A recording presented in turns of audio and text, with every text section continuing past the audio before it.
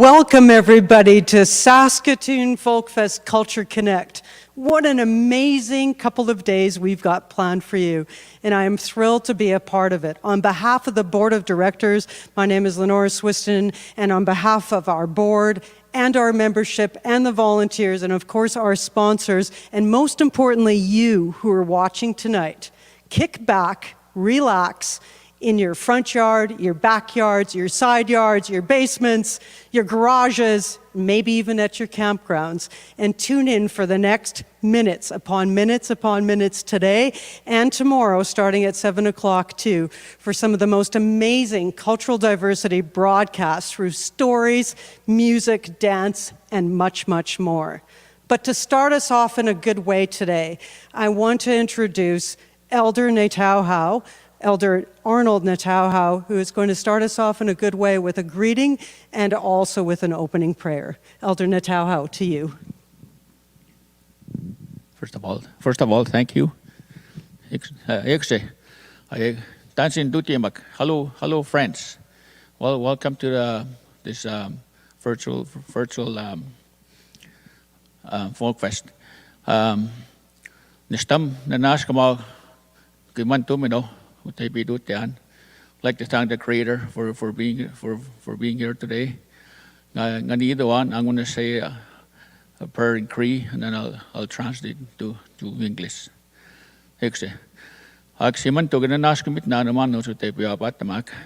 Creator, I thank you for the day. The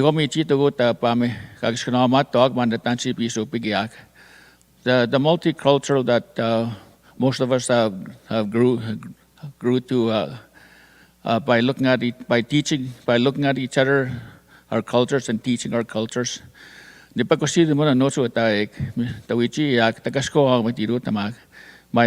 hope today is that we succeed again in this, even though it's been hard. It's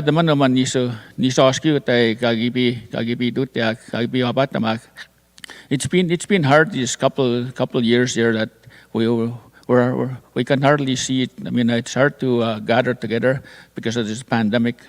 And yagong pagkasitaman tagaskoak tagisitayak umuta tagaskoak tawawichi toak, and to help each other and to be around the people that we're here to work together.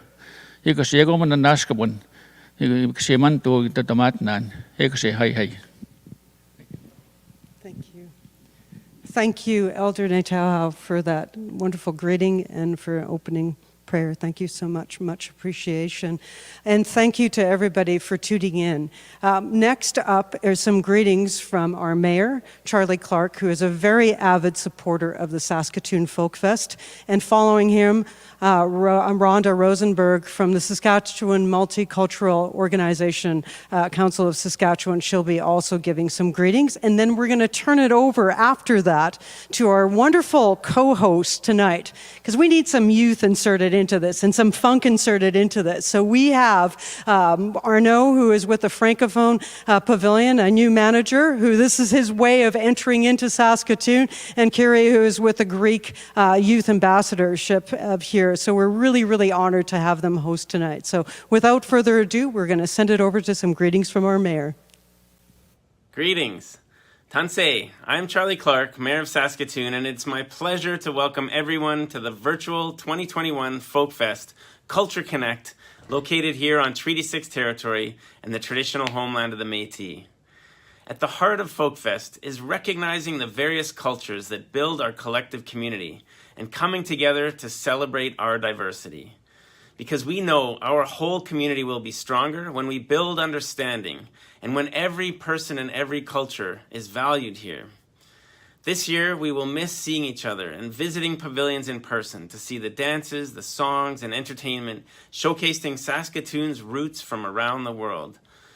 But whether virtual or in person, I know Folkfest is a lot of work, and I want to thank the board, the staff, and the volunteers for all of your efforts in bringing pavilions to life this year and every year.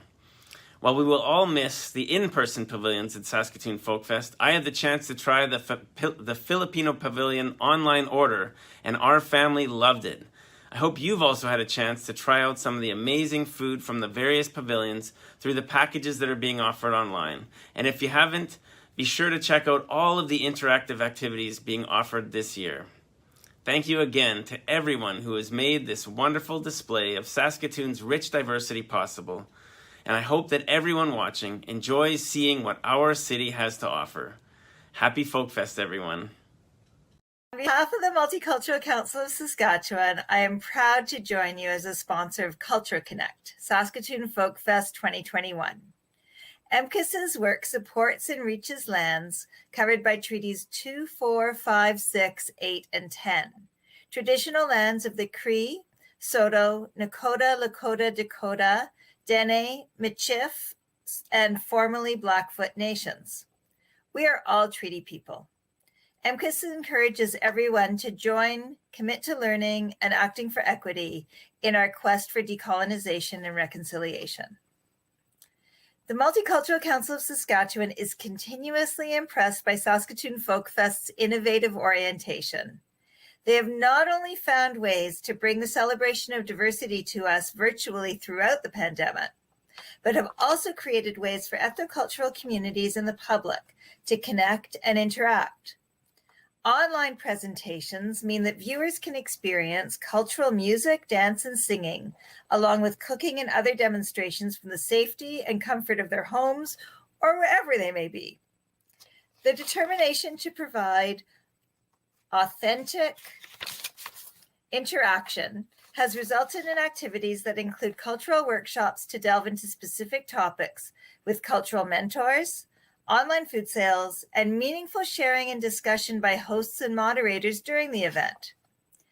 MCAS is delighted that we've been able to support meetings among multicultural festival organizers throughout the province this year, and Folkfest has proven themselves a leader in partnerships and collaboration.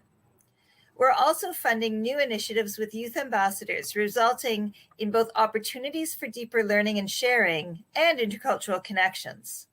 The cultural episodes and responses to questions from the public are not only creative expansions for Folkfest, but can be shared long after this weekend. The pandemic has exposed inequalities and injustices, as well as capacity for inventive adaptation. MCAS and our partners continue to advocate for education, respect, and dialogue as key components for a shift in thinking and behavior as we work towards harmonious relations among people of diverse cultural and ethnic backgrounds. Change is never easy. It requires uncomfortable conversations and dismantling racism in our systems and ourselves. The 5 streams of multicultural work, cultural continuity, celebration of diversity, anti-racism, intercultural connections, and integration all speak to the need to form and nurture a cohesive community. We recognize that diverse perspectives can birth great ideas only in an environment that emphasizes mutual respect and consideration of each other. There is no question that Folkfest is part of this ongoing work. As we enjoy the 2-day summer event, may we use this opportunity to reflect on how our relationships with others can be strengthened as we keep our minds open to form new connections. We congratulate Folkfest and recognize Sask Lotteries, whose continuous support through Sask Culture allows us to create opportunities and support our members to bring to life the provincial motto, "For many people's strength." Thank you and enjoy these 2 evenings. On behalf of Well, thank you so much to Elder Arnold, Leonard, Mayor Clark, and Rhonda from the Multicultural Council of Saskatchewan for kicking off the show this evening. Bonsoir à tous, bonsoir à toutes. Good evening, everybody. My name is Arno, and I'm very thrilled and honored to be hosting the rest of the show tonight. And I'm very excited because this is my first Folkfest. And I am even more thrilled to introduce this next segment, which was submitted by my pavilion, the Francophone Pavilion. I would like to take a moment to thank all of our sponsors, le Conseil culturel fransaskois, Sask Lotteries, Sask Culture, and Patrimoine Canadien. Now, dear friends, get ready to enjoy the music of La Légende de Calamity Jane. For more than 30 years, Saskatchewan-born sisters Michelle and Annette Campagne have shared a musical bond and deployed a unique vocal harmony style. They will be performing their original song called Giddy Up, which is the cowboy call to move forward. Written during the pandemic, the song encourages people to band together through hardships.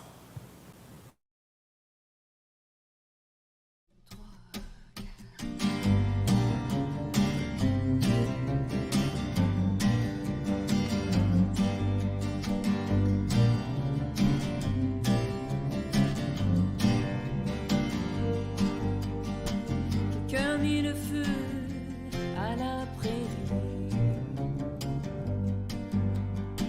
un feu de paille en plein mois de juillet, quand déjà le soleil plombe et bat plein son fouet. Quelqu'un mit le feu à nos secrets. Depuis ce temps les orages, pour éteindre les ravages, on fait appel à la pluie, pour ressusciter la vérité. Éclair et tonnerre se sont unis, pour éteindre nos peurs et apaiser la pandémie. Giddy up, c'est par ici.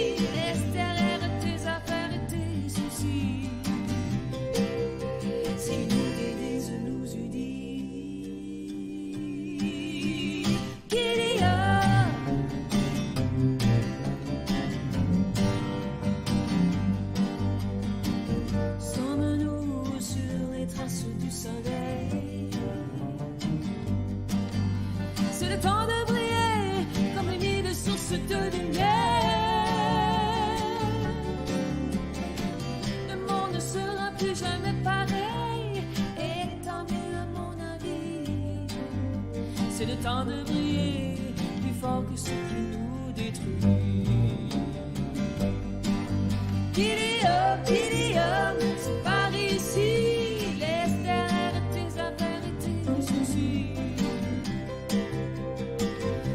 Qui nous suffit. Giddy up, allons-y. Que c'est que les illusions de nos vies? Ce qui nous divise nous unit. Giddy up.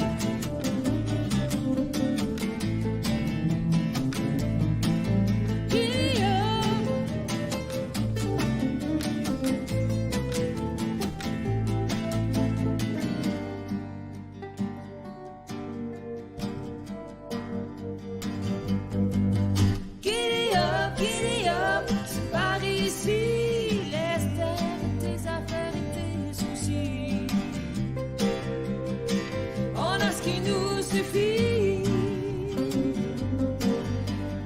up. Giddy up, allons-y.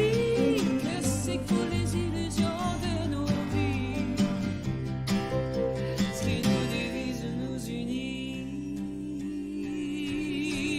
Giddy up.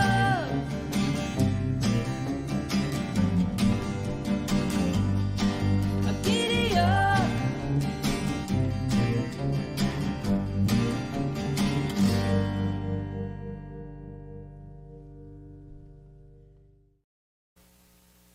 Well, friends, that was La Légende de Calamity Jane. I really hope you liked it.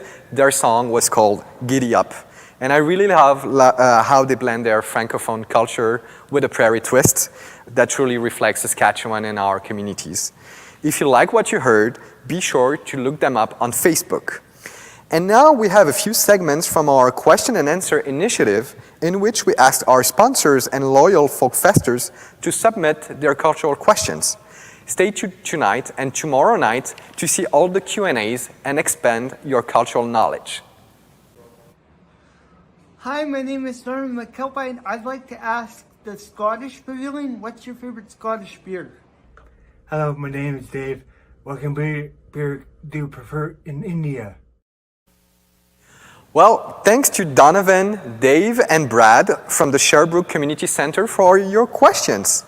Brad's question was, why is beer such a popular part of Irish culture? It sounds like it is popular at Sherbrooke as well. Well, beer is an integral part of social life in Ireland. People would often stop at the pub at the end of the day and after social occasions. Beer, like whiskey, is a popular drink. Hi, Dave. In India, alcohol, much like the country itself, it is diverse. Kingfisher beer is one of the most popular brands of beer. Beer drinking in India is not as common as in North America. However, it is gaining popularity. And now to Donovan's question. The most popular beer in Scotland is Tennent's, which contains 100% Scottish barley. Other beers that are popular to find in Scotland include Belhaven Best and Caledonia Best. We hope this helped you learn more about beer in various cultures. And now, while we are on the topic of beer, let's head over to the German pavilion. I hope you have already eaten your supper, because they have prepared a very special food demonstration for us tonight, and I didn't want you to feel left out. They are going to teach us how to make beer goulash, which is literally beer and goulash, like goulash the stew, but with a German Pilsner added for that unique German flavor. So now let's get cooking. For this recipe video, I'll be teaching you how to make goulash. If you didn't know, goulash is one of the national dishes of Hungary and can be found all over Central Europe, and it's quite the popular recipe or dish in Germany. The ingredients for this recipe are standard, nothing too unusual. The main thing is having a good German beer, like a German Pils. While this recipe uses beef cubes, beef stew cubes, some recipes also call for either venison or wild boar for a goulash. Your first step is to peel and dice an onion, and then you set that aside. Step number 2 is adding oil into a big pot and browning all sides of the meat. You also want to make sure that you have nice brown sear marks on your beef chunks, which will add to the flavor at the end of the recipe. Next, you want to add your onions and cook for a few minutes, then add your tomato paste and cook for another few minutes. Once your onions are looking translucent, you want to add the beer to the pot to deglaze, making sure you get all the brown bits off the pot, and then you're going to cook it until the beer has reduced by about half. Once the beer has reduced, then you can add your beef stock, your thyme leaves, and the bay leaves. After that, you want to season your pot with salt and pepper and sugar, cover it, and let cook at medium heat for about an hour and a half or until your meat is tender. When you come towards the end of the cooking time, make sure to remove your bay leaves. Taste your goulash once again, and if you feel like something's missing, add a bit more salt and pepper to your taste, and then you can serve. To complete this meal, you can serve your goulash with either homemade spätzle, which is an egg noodle, or Serviettenknödel, which are napkin dumplings. I hope you enjoyed this recipe, and I hope you have a good rest of your time at Culture Connect Folkfest 2021.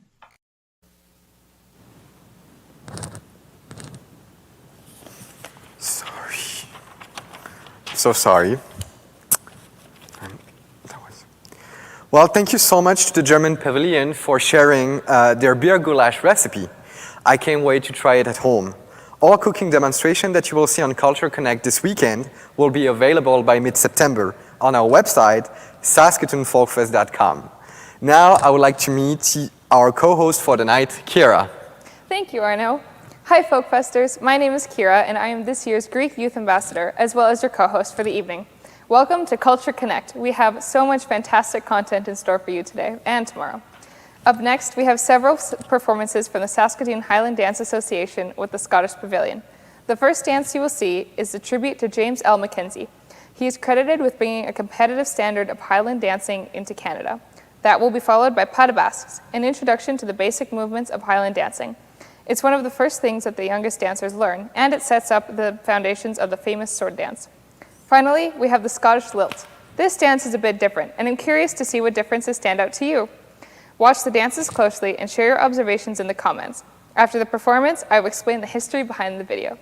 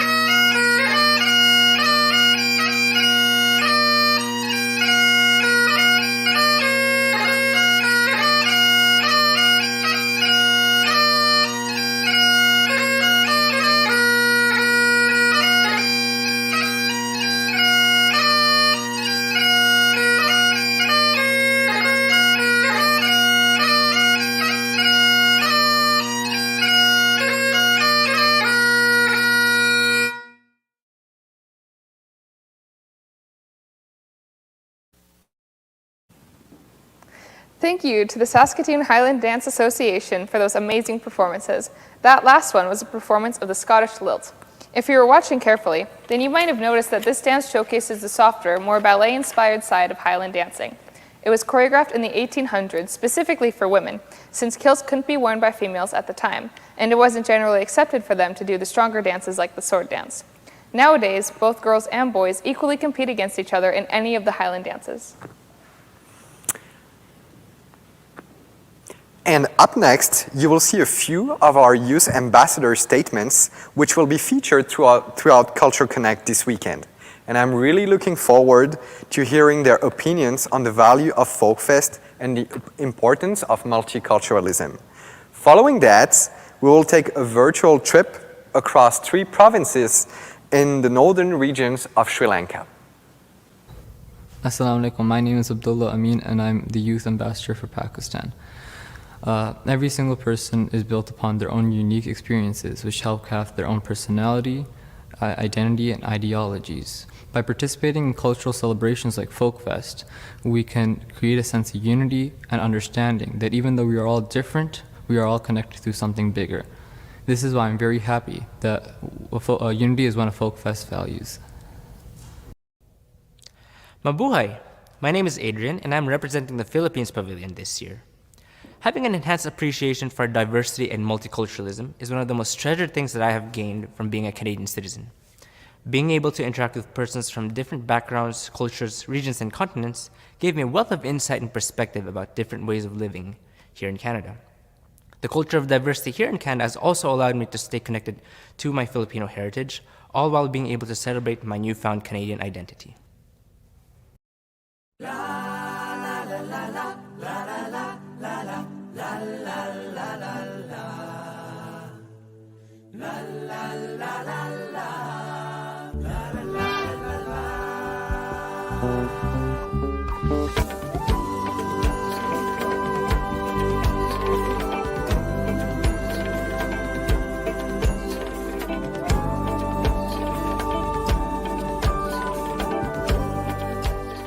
Here we have Sari and Harshada representing the North Central province of Sri Lanka wearing the traditional dress, the Kandyan.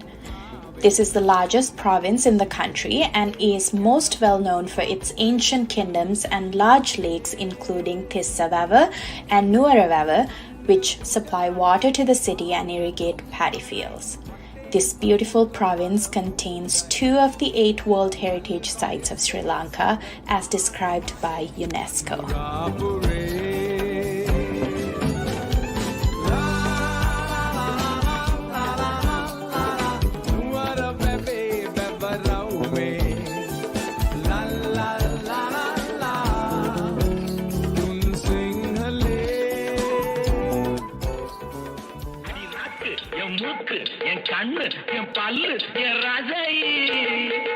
Next, we have Amaya and Yenuki celebrating the northern province in its typical dance or celebratory clothing worn by the Tamil people of Sri Lanka.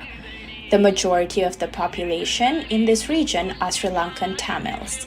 This region experienced much of the hardships during the 26-year civil war and is slowly recovering.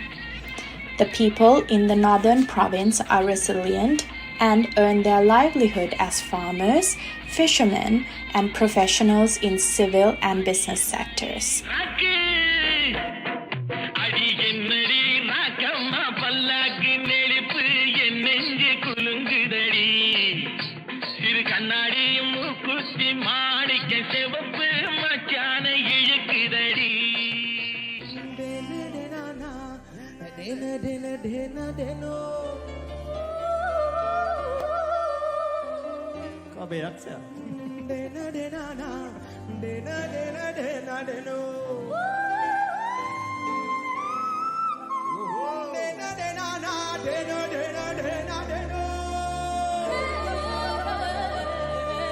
The final stop on our virtual tour is the northwestern province represented by Sandini and Supuni.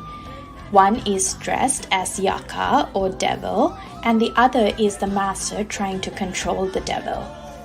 This form of traditional ritualistic dance is performed to appease one or more of the 18 Yaku believed to be the cause of various diseases and health conditions.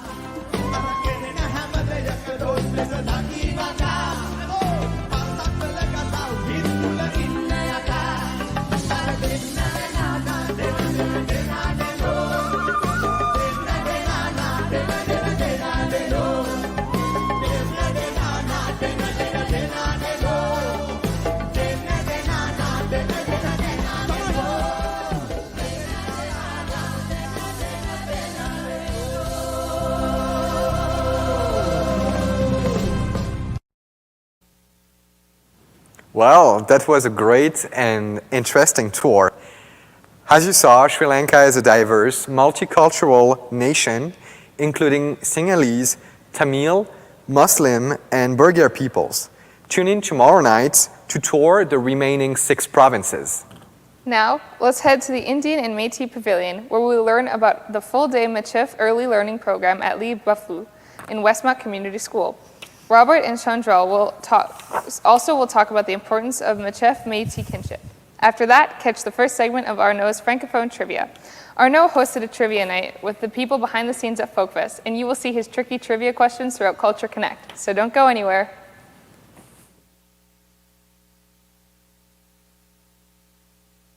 Good morning, Chandra. Good morning, Robert. Bon matin, Tanshikia. Oh yes, in my language, Mananto, Kia. So. Je bien, yeah, merci. Me too, I'm good too. Well, that's a good way to start things, eh? Talking in Michif and Cree. So. Wait, for sure. I just wanted to start this off. First off, sister, can you tell our audience about what heritage Michif is and how it's different from Northern Michif? I can share a little bit. I'm not a Michif speaker. I'm a beginner Michif language learner. Trying, my best in the community to work with community and our speakers. So my understanding, what I have been taught by our speakers is that Michif was that language of Red River. And when people dispersed from there, they went in different directions. And by traveling in different directions, our central and southern people kept that Michif language, which is referred to as heritage Michif. So it's Cree verbs and associated grammar, French nouns and associated grammar. And that is what we are doing at Westmount Community School, is the Michif, or what is now referred to as heritage Michif. Okay. Some consider it more endangered than Northern Michif. Why do you think that is? I think that, Michif is definitely, we came to that point where we are trying our best to revitalize it. Our speakers are few and they're aging. So in this central and southern part of Saskatchewan, we need to take good care of our Michif speakers, our Liplevu as well, that have those ways of knowing in that language, so that we can continue to reclaim and revitalize our language. It really is, our numbers our old people are getting older. So yeah, we're at that point. Yeah, I know that even within my family, my auntie and our good friend Alan Morin and a whole bunch of people, Louise Olkey.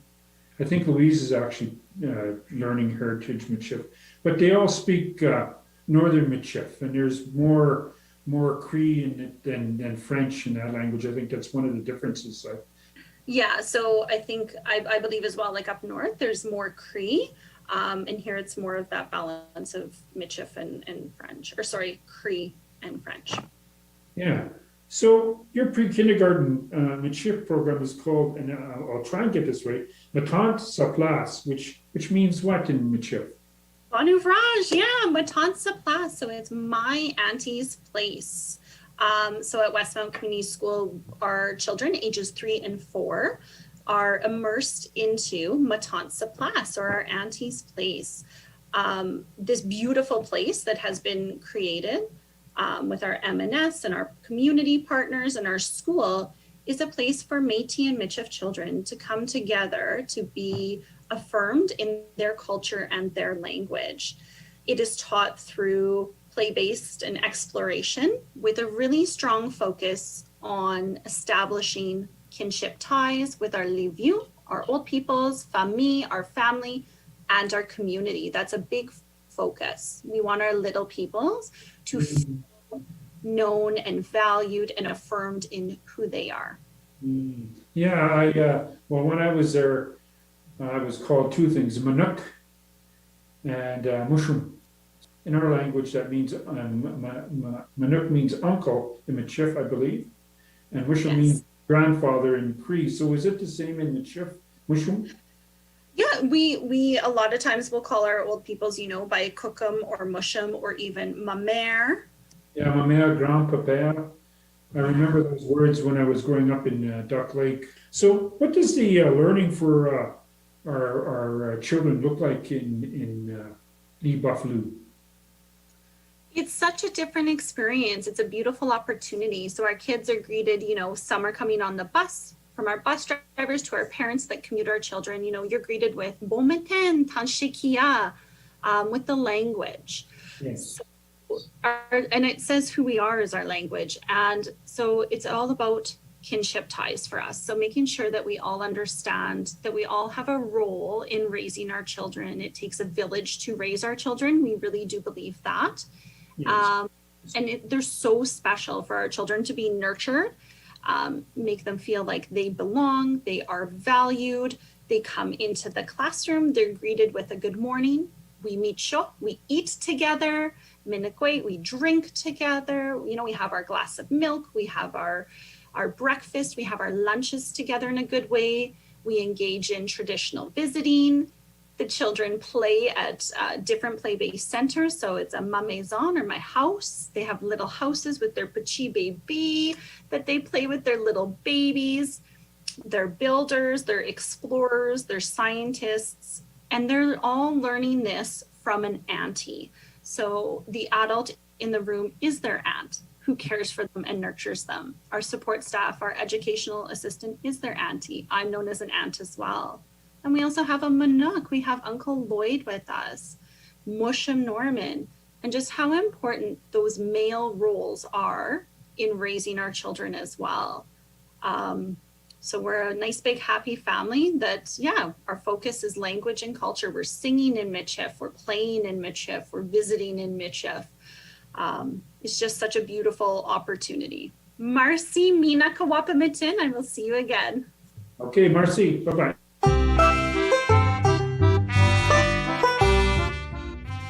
Hi, bonsoir, good evening everybody. My name is Arno and I'm representing the Francophone Pavilion at the 2021 Saskatoon Folkfest, and I'm very excited to bring you our little trivia on Francophone cultures around the world. So tonight we got our first team with Winnie and Logan. How are you doing, guys? I'm doing good, thank you. Very well. Are you guys excited to play and learn about the Francophone cultures? Yeah. Awesome. So let's get ready with question number 1 for you guys. Question number 1, how many African countries have French as an official language? Is that A, 11, B, 21, or C, 31? So Winnie and Logan, you'll have some moments to think about it. And we have more outstanding cultural entertainment on the way. And when we return with Winnie and Logan, we will find out which they have chosen as their final answer.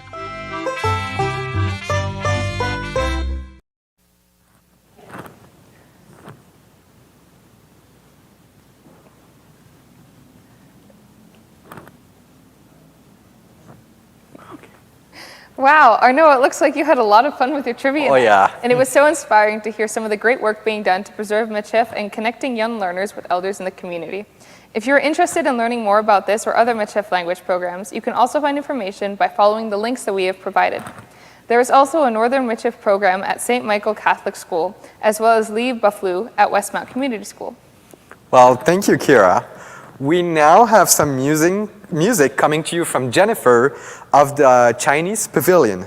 Jennifer is performing the rowing song, which is adapted from a New Zealand folk song. The music is sometimes hearty, sometimes leisurely, and sometimes passionate, imitating the cozy atmosphere of rowing a boat. She plays a unique traditional Chinese string instrument, and can you guess the name of that instrument? Put your guesses in the comments and I will reveal the answer after Jennifer's performance and a dance performance from AMNN with the South Sudan Pavilion. AMNN stands for Amni, Melody, Nancy, and Nicole. And these 4 girls formed their dance quartet back in 2017, and they dance Afro-hip-hop, dancehall, and a mix of traditional dances. Let's tune in.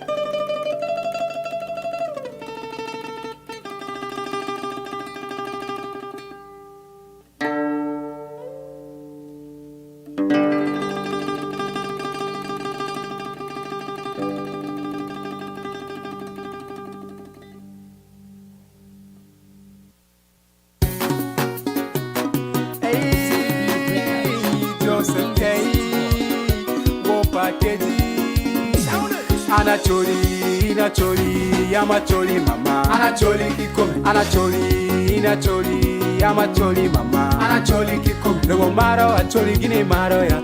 Lobo mero, acholi gine mero ya. Lobo maro, acholi gine maro ya. Lobo mero, acholi gine mero ya. Kibero Africa, acholi keke. Kioki Australia, acholi keke ma. Kidogo America, acholi keke. Kidogo Euro, acholi keke ma. Jowa jure duong iloba ya. Kakana unu duong iloba da. Ero dana miro war jogangwa. Acholi mbiwa wote kwarawa. You'd water board road kilo toba wa. Bien game ake yibo iloba wa. Wa Uganda, acholi keke ma.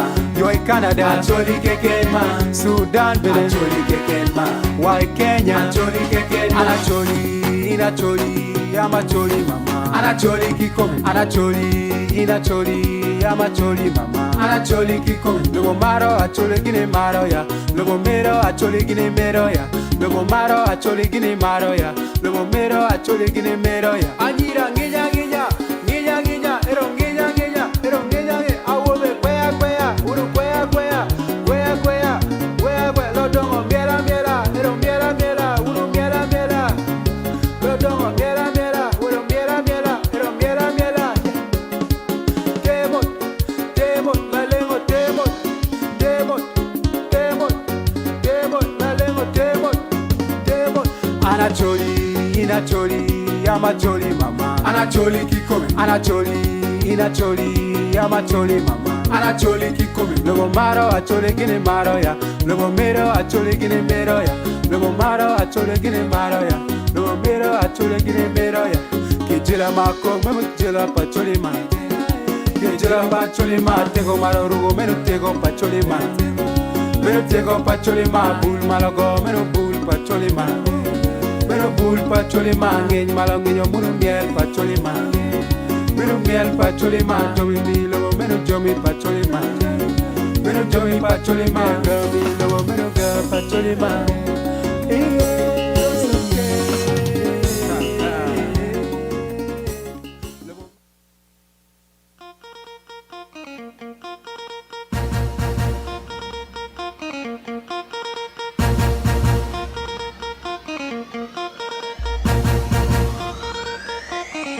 JP's a production.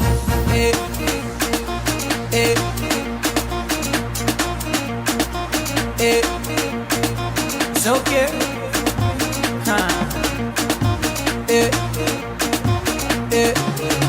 Oh yeah, shake body. Oh yeah, move body. Make you ring alarm. Oh yeah, shake body. Them girls just they feel me now. Cause I get some money, then they feel me now. Back then they do me anyhow. I don't get some money, they wanna get down. They want hold me for ransom. Cause I'm young and I'm rich and I'm handsome. They want know where I come from. I they run since from Lagos to London. All the blessings and love I they see just they make me they shout hallelujah. I say all the blessings and love I they see just they make me they shout hallelujah. They hold me for ransom. Cause I'm young and I'm rich and I'm handsome. They want hold me for ransom. Cause I'm young and I'm rich and I'm handsome. Oh yeah, shake body. Oh yeah, move body. Make you ring alarm. Oh yeah, shake body. Coupe de calema, sagacité, équilibré, farotema, décalé, décalé, cricata, cricata, cricata, cricata, cricata, cricata, cricata, cricata, pam pam. So munto, calo pere, calo pere. All the blessings and love I they see just they make me they shout hallelujah. I say all the blessings and love I they see just they make me they shout hallelujah. They hold me for ransom cause I'm young and I'm rich and I'm handsome. They won't hold me for ransom cause I'm young and I'm rich and I'm handsome. Oh yeah, shake body. Oh yeah, move body. Make you ring alarm. Oh yeah, shake body. Now designer wear now. I be take all the girls on a wear now. I'm the man of the year now. And my music they blow everywhere now. All the way from KD, the whole world now just to hear me. My haters just to fear me, and nobody feed that would hear me. All the blessings and love I they see just they make me they shout shout hallelujah, eh. I say all the blessings and love I they see just they make me they shout hallelujah, eh. They hold me for ransom cause I'm young and I'm rich and I'm handsome. They won't hold me for ransom cause I'm young and I'm rich and I'm handsome. Oh yeah, shake body. Oh yeah, move body. Make you ring alarm. Oh yeah, shake body. Coupe de calema. De calema.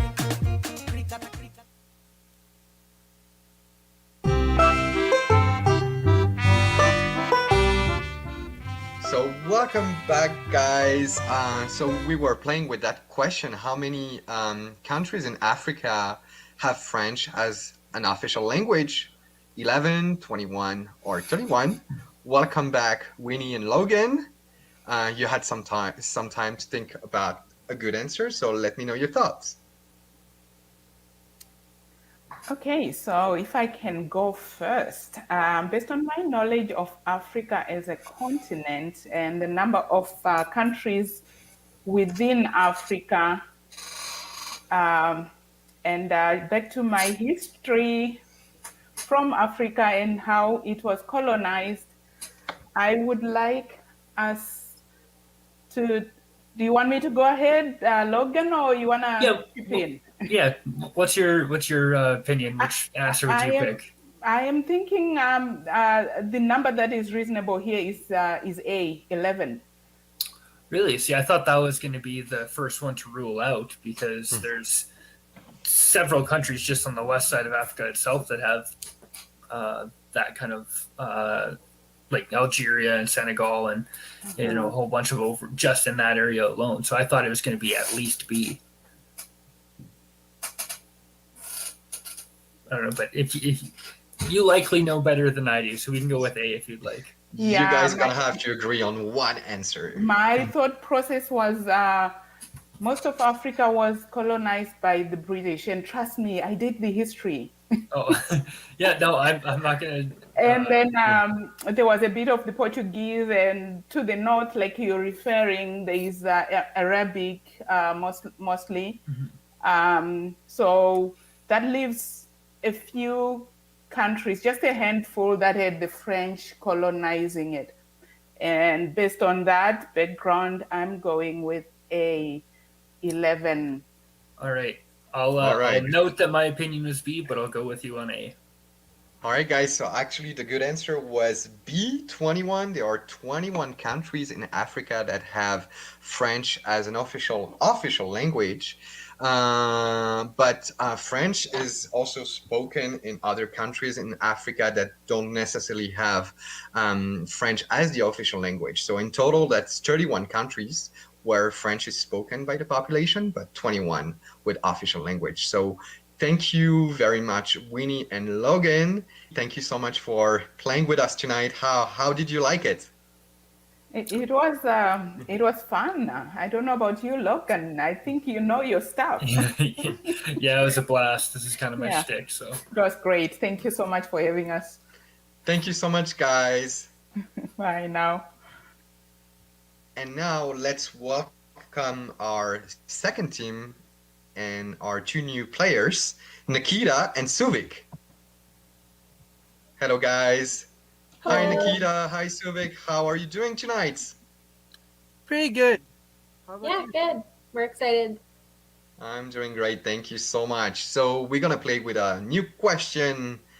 I got to hear a new question for you guys. So question about food and about France. How many types of cheese are produced in France? Is it A, more than 100, B, more than 500, or C, more than 1,000? So let's take some time to think about it, and we'll return shortly to check the answer. 500 as well. Oh. That was fantastic. So before you saw my face and learned a bit more about us, Francophones, you saw A, M, and N. I love how they took the South Sudanese dance and put their own spin on it. And thank you, Jennifer, for that beautiful song. Jennifer was playing the ruanshan, which is a traditional Chinese plucked instrument with a 2,000-year old history. Stay tuned to into Culture Connect tomorrow night to catch another performance from both Jennifer and AMNN. Up next, we have the Hungarian Pavilion. This is a must-see performance. Romeo and Eva are going to dance us through a tour of Saskatoon landmarks. After that, we will see more trivia with Arnaud, and then we will circle back to Sri Lanka. I am really excited to introduce my fellow youth ambassador, Manisha, and her tutorial on traditional Sri Lankan dance. Many of us ambassadors have been working hard this summer to create cultural episodes, which offer an in-depth look at an aspect of our cultures. We will be showing clips on Culture Connect, but the full episodes will be available on our website, saskatoonfolkfest.com. Just give us a few weeks to finalize all the editing. Now, without further ado, take it away, Romeo and Eva.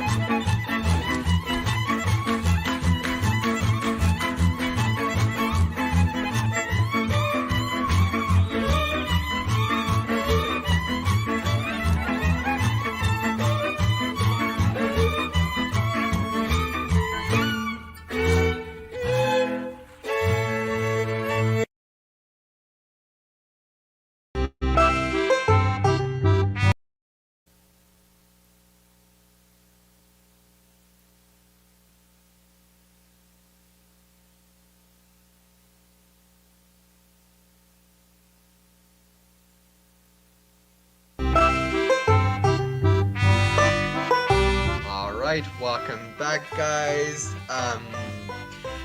So we had this question about cheese in France. Let me remind you of this question that was how many types of cheese are produced in France? A, more than 100, B, more than 500, or C, more than 1,000. So what are your thoughts, guys, on this question about food? Well, I think France is a relatively small country. It would be surprising if they had more than 1,000 different kinds of cheese being produced over there. I don't know. Do you think it's possible, Selvik? France does love cheese. I mean, yeah, like I have heard like people from France, like they really like cheese, like different kinds of cheese. So like just to go over it, I think it's like more than 1,000. Okay. Yeah. Let's settle on C. Sure. All right, guys. And the good answer was more than 1,000. You are correct, guys. Congratulations. Yeah, it's actually more than 1,000. It's crazy. We are like France is the country of cheese, obviously. The reason why we have over 1,000 is because like every village, almost every village, like every small town in France produces its own cheese, and that's why we have like a tremendous number.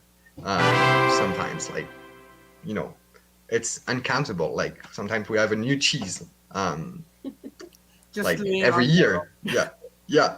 So congratulations, guys! You answered correctly. I hope you had fun. Thank you, Nikita, and thank you, Suvik.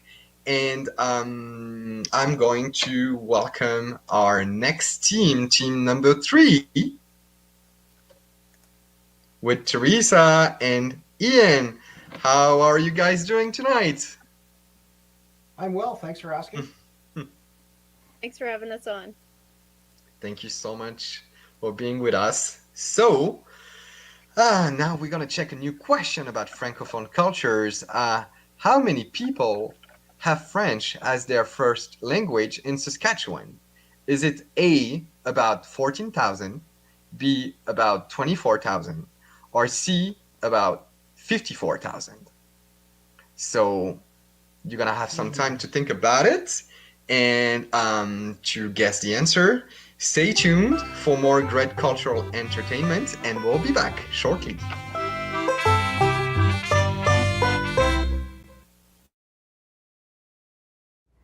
Okay, as I mentioned before, I'm going to show a little demonstration from the Canadian dance, and I promise you it's not going to be hard at all.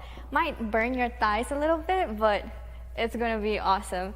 So first what we're going to do is we're going to get into what is known in Sri Lankan a Mendia position, where we kind of go into kind of like a half squat position, and we don't need to spread our legs too far.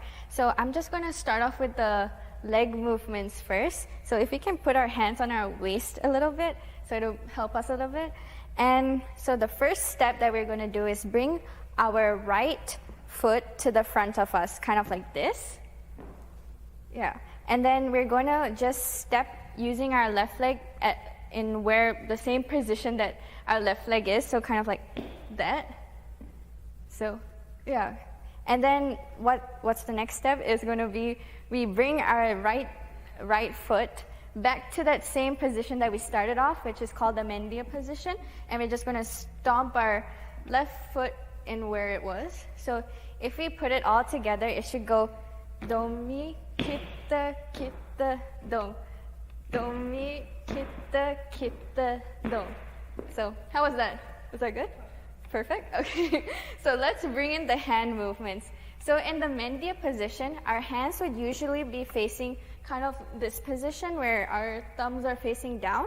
So that's our start off position, the Mendia position. And when we bring our right foot forward, our hand would flip. Yeah, kind of like that. And we will stomp our back foot. And then when we are going to bring our right foot back to that Mendia position, our hands change back to the original. So we're back at our original position, and then we just, yeah, exactly. And so if we put it together again, it'll be do mi kita kita do, do mi kita kita do. Yeah, exactly. And that was my little demonstration for the Canadian dance. How was that? How did you feel about it? It wasn't hard, right? Exactly. So that was my cultural episode. I'm super glad, and I love the opportunity to share my culture with you guys. And thank you so much. Ayubowan.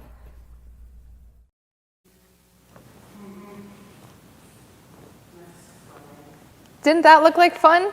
Thank you, Manisha, for teaching us a little bit of Sri Lankan dance. To watch our full cultural episode and to learn more about Sri Lankan dance, go to our website, saskatoonfolkfest.com.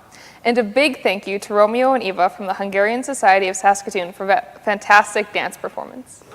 And thank you so much, guys, for sending your comments. I am now really excited about the next segment from the Chinese Pavilion. Chef Annie Zhang from Delight Plus Chinese Cuisine is going to demonstrate how to make a squirrel fish, which is a fish that is specially prepared to look like a squirrel.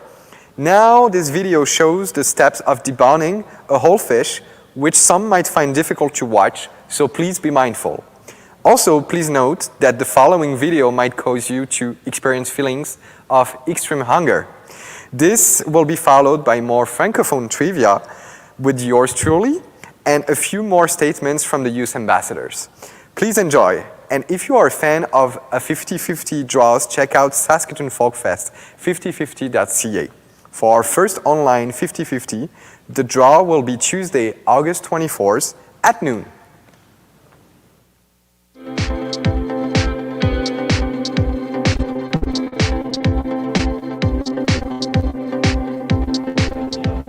Okay, the first step is cut off the head. Yep.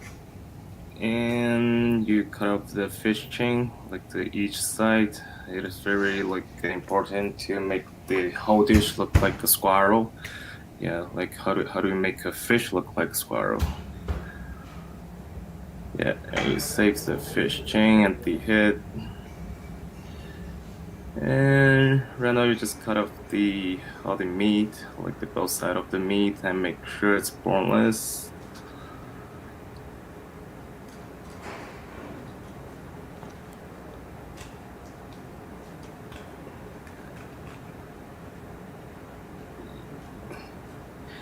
And this dish, the squirrelfish, is actually from my hometown, which name is Suzhou, a small city beside Shanghai, and we eat them at the very special event like Spring Festival or Mid-Autumn Festivals, or some other big group, like a big population of the family events. Okay, and right now you just want to make sure you just cut off the meat and make sure after the fish get deep fried and make sure the fish look like a squirrel, because the head and the chain is an important part to make the facial experience.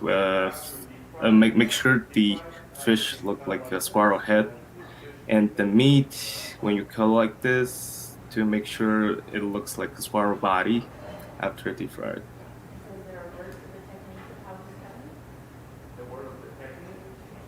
And we don't have that much deep fried kind of dish in our culture, but this one's the most special one.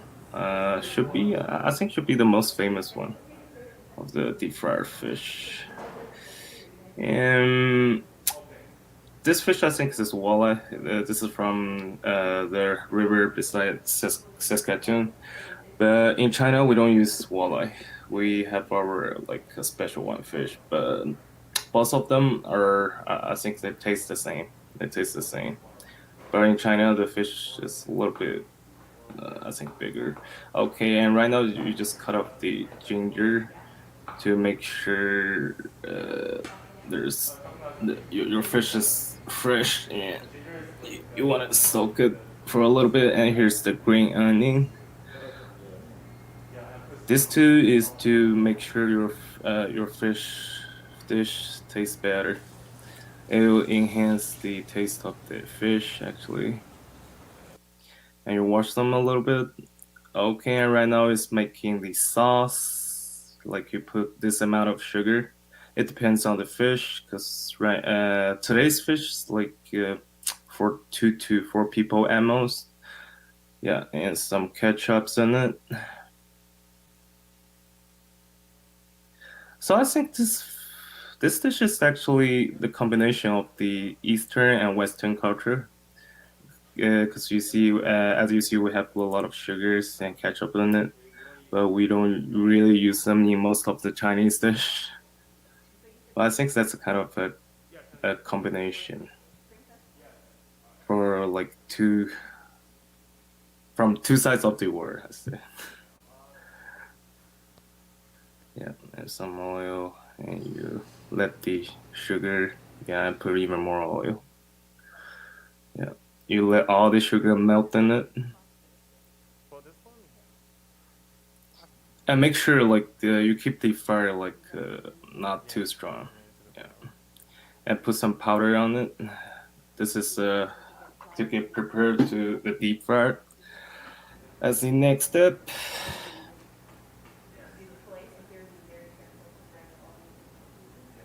Yeah, even without deep frying, you can see it.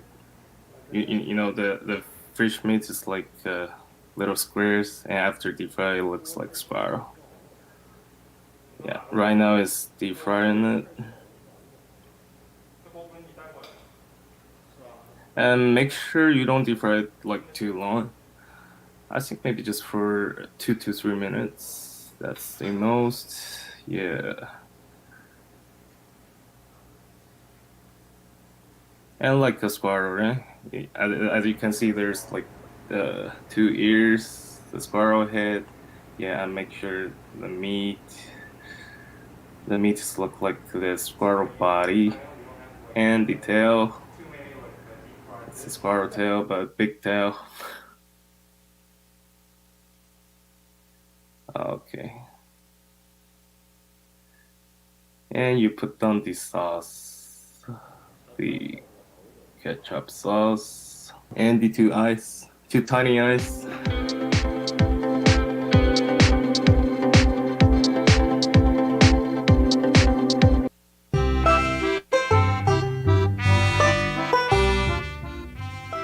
All right, guys, welcome back. So we were playing with this question about the number of French speakers in Saskatchewan, so in the whole province.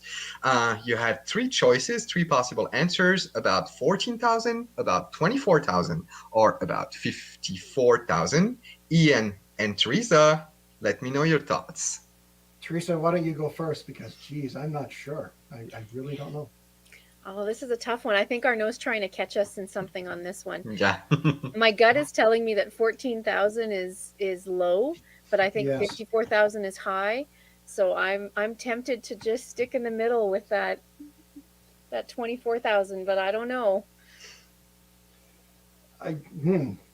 First language. So that means that it's the first language, not a it's first French language, as a not second spoken. language. So I'm wondering about that.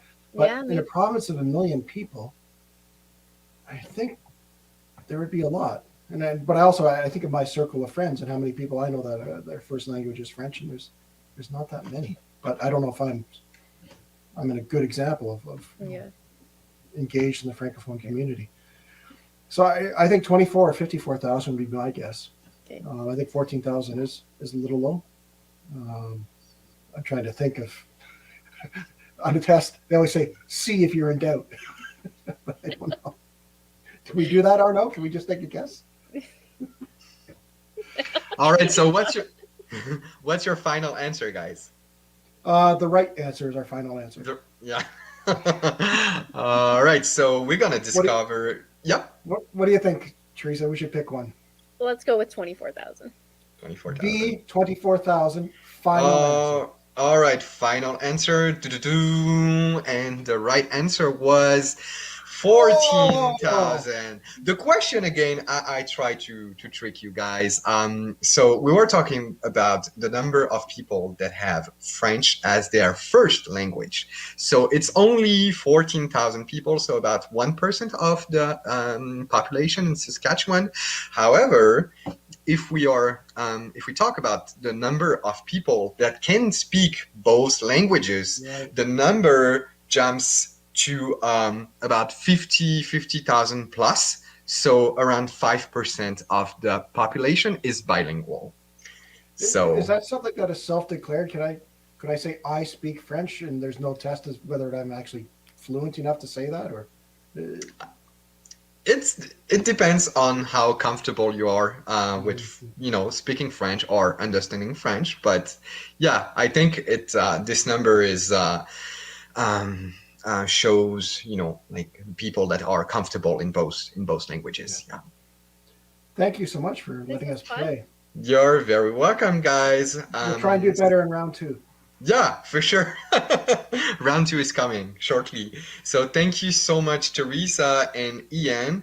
And we are going to welcome our team number 1. Team number 1 is back. Winnie and Logan. How are you doing? We're doing good. Can't wait for question 2 for us. Yeah. So we played with African countries just before, and now let's discover a new question. About cinema, movie. Who has been the only French actor to win an Academy Award? Was it A, Jean Dujardin, or B, Gérard Depardieu, or C, Omar Sy? Omar Sy. So you're gonna have like a few minutes to think about the right answer. And in the meantime, there is a lots of fun cultural content coming right up. We'll be back with you shortly. Enjoy! Hello, I'm Jessie. Folkfest is an outlet for learning about other people's cultures. When we learn about multiculturalism, we broaden our experiences and learn and grow as people. At Folkfest, we get to experience different aspects of other people's cultures such as dance, food, and customs, and this draws us closer together. Ayubowan, my name is Manisha and I'm from the Sri Lankan Pavilion. Folkfest means so much to me as it is a beautiful way to unite people as we learn about the different cultures in our city. I am so grateful to be a youth ambassador this year as I get to meet new people and learn about their cultures as I share my own. Thank you. Hi, my name is Melody from the South Sudanese Pavilion. Being able to be active in my community and culture is one of the many things I'm grateful for. It gives me a chance to share my culture with others. Folkfest helped me and many others share culture in Saskatoon. Well, thank you so much, youth ambassadors, and thank you to the Chinese Pavilion for that demonstration of how to make scroll-shaped fish. I don't know about you, but my mouth is watering. I am so excited to watch this next segment from the Kumintang Folkfest Ensemble, representing the Philippines Pavilion. They have two dances for us. The first is called the baston, and it is a Spanish-influenced dance where men proudly perform with the baston, which is a cane. The second one is called Subli. This will be followed by the final segment of trivia with Arnaud. Enjoy!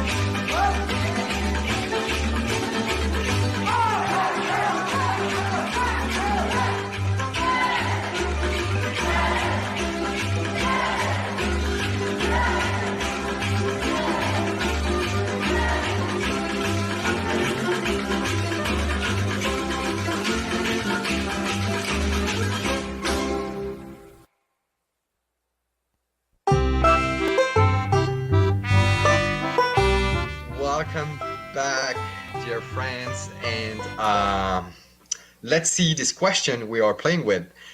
Who has been the only French actor to ever win an Academy Award? Was it Jean Dujardin, or Gérard Depardieu, or Omar Sy? So let me know your thoughts, guys, on these questions on cinema. So I'm really counting on you, Logan, on this one. Betting on the wrong person. I'm not familiar with any of these people, so Have you been watching the Academy for the I past don't few watch the years? Academy regardless, let alone for particularly French actors. I just like the sound of bee. Yeah, I was drifting towards B as well. A shot in the dark, but that's So yeah. alas, my knowledge is not very strong in this area.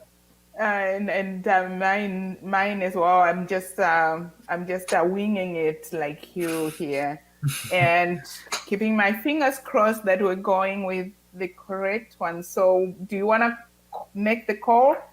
Yeah, let's go with B. It was right for me last time, so. All right, so your answer is registered, and the right answer was Jean Dujardin. So sorry, guys. Jean Dujardin was the right answer. So Jean Dujardin actually won the Academy Award for a mute movie called The Artist, black and white and mute, that was released, I think, around 2012, 2013, and he was like the first French male actor to win this award. Gérard Depardieu could have won one also. He had like a tremendous career that is not obviously over. He's still with us. He starred in like a certain number of big American production, and Omar Sy is a younger French actor who starred in the last Jurassic World, the X-Men, and who is also starring in a great TV show that you can find on Netflix called Lupin, Lupin. It had a lot of success in Canada and and the US. It's a great TV show with him, so I definitely recommend you to watch this one. So yeah, that wraps it up for tonight. We'll be back tomorrow with more questions, answers, and fun facts about the Francophone cultures around the world. Thank you so much, Winnie and Logan, for playing with us tonight. Thank you. I had fun, and I walked away with more knowledge on the French information. That's awesome.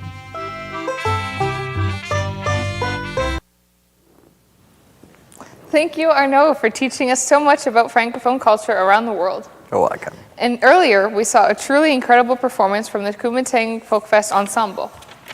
They are based here in Saskatoon, and dancers of all ages are invited to meet new friends, learn about Filipino culture and history. Well, thank you, Kira. Next, we are heading to the Indian and Metis Pavilion with Flo Lavallée. She's a doctor of natural medicine who has been working here in Saskatoon for over 40 years.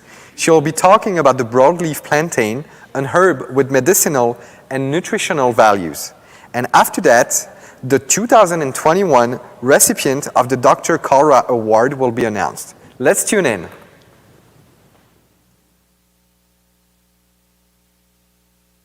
Plant medicines have led me to gathering, drying, processing, and making oils and salves and plantain, which is our focus today. It grows everywhere in the universe, and so in Newfoundland, Australia, New Zealand, they call it Englishman's foot. In Canada, in the 1800s, they called it white man's foot, and they believed that everywhere the white man stepped is where the plantain grew. The plantain is basically quite unique in its own right. It has ribs in it, just like the person, 5 to 7 ribs. It has a pistil right in the dead center, which is the male part of the plant. So the plant has a male and a female. And so therefore the seeds are basically the female part, but the pistil itself is male. Plantain, you can use the whole plant. Some plants you use just the leaves, others you use the bark. When I pick berries, I find the companion, and like Labrador tea is the companion to the blueberry. So therefore plantain and the dandelion are companions. So usually when you find one, you'll find the other. And when the seeds are fairly fresh and fairly new, when you squeeze the tip, gives off a mucilage, which is like aloe vera, for instance, almost like an alointin, which is a cell proliferant. I use it for horses because I work with the Northern Professional Chuck Wagon Association.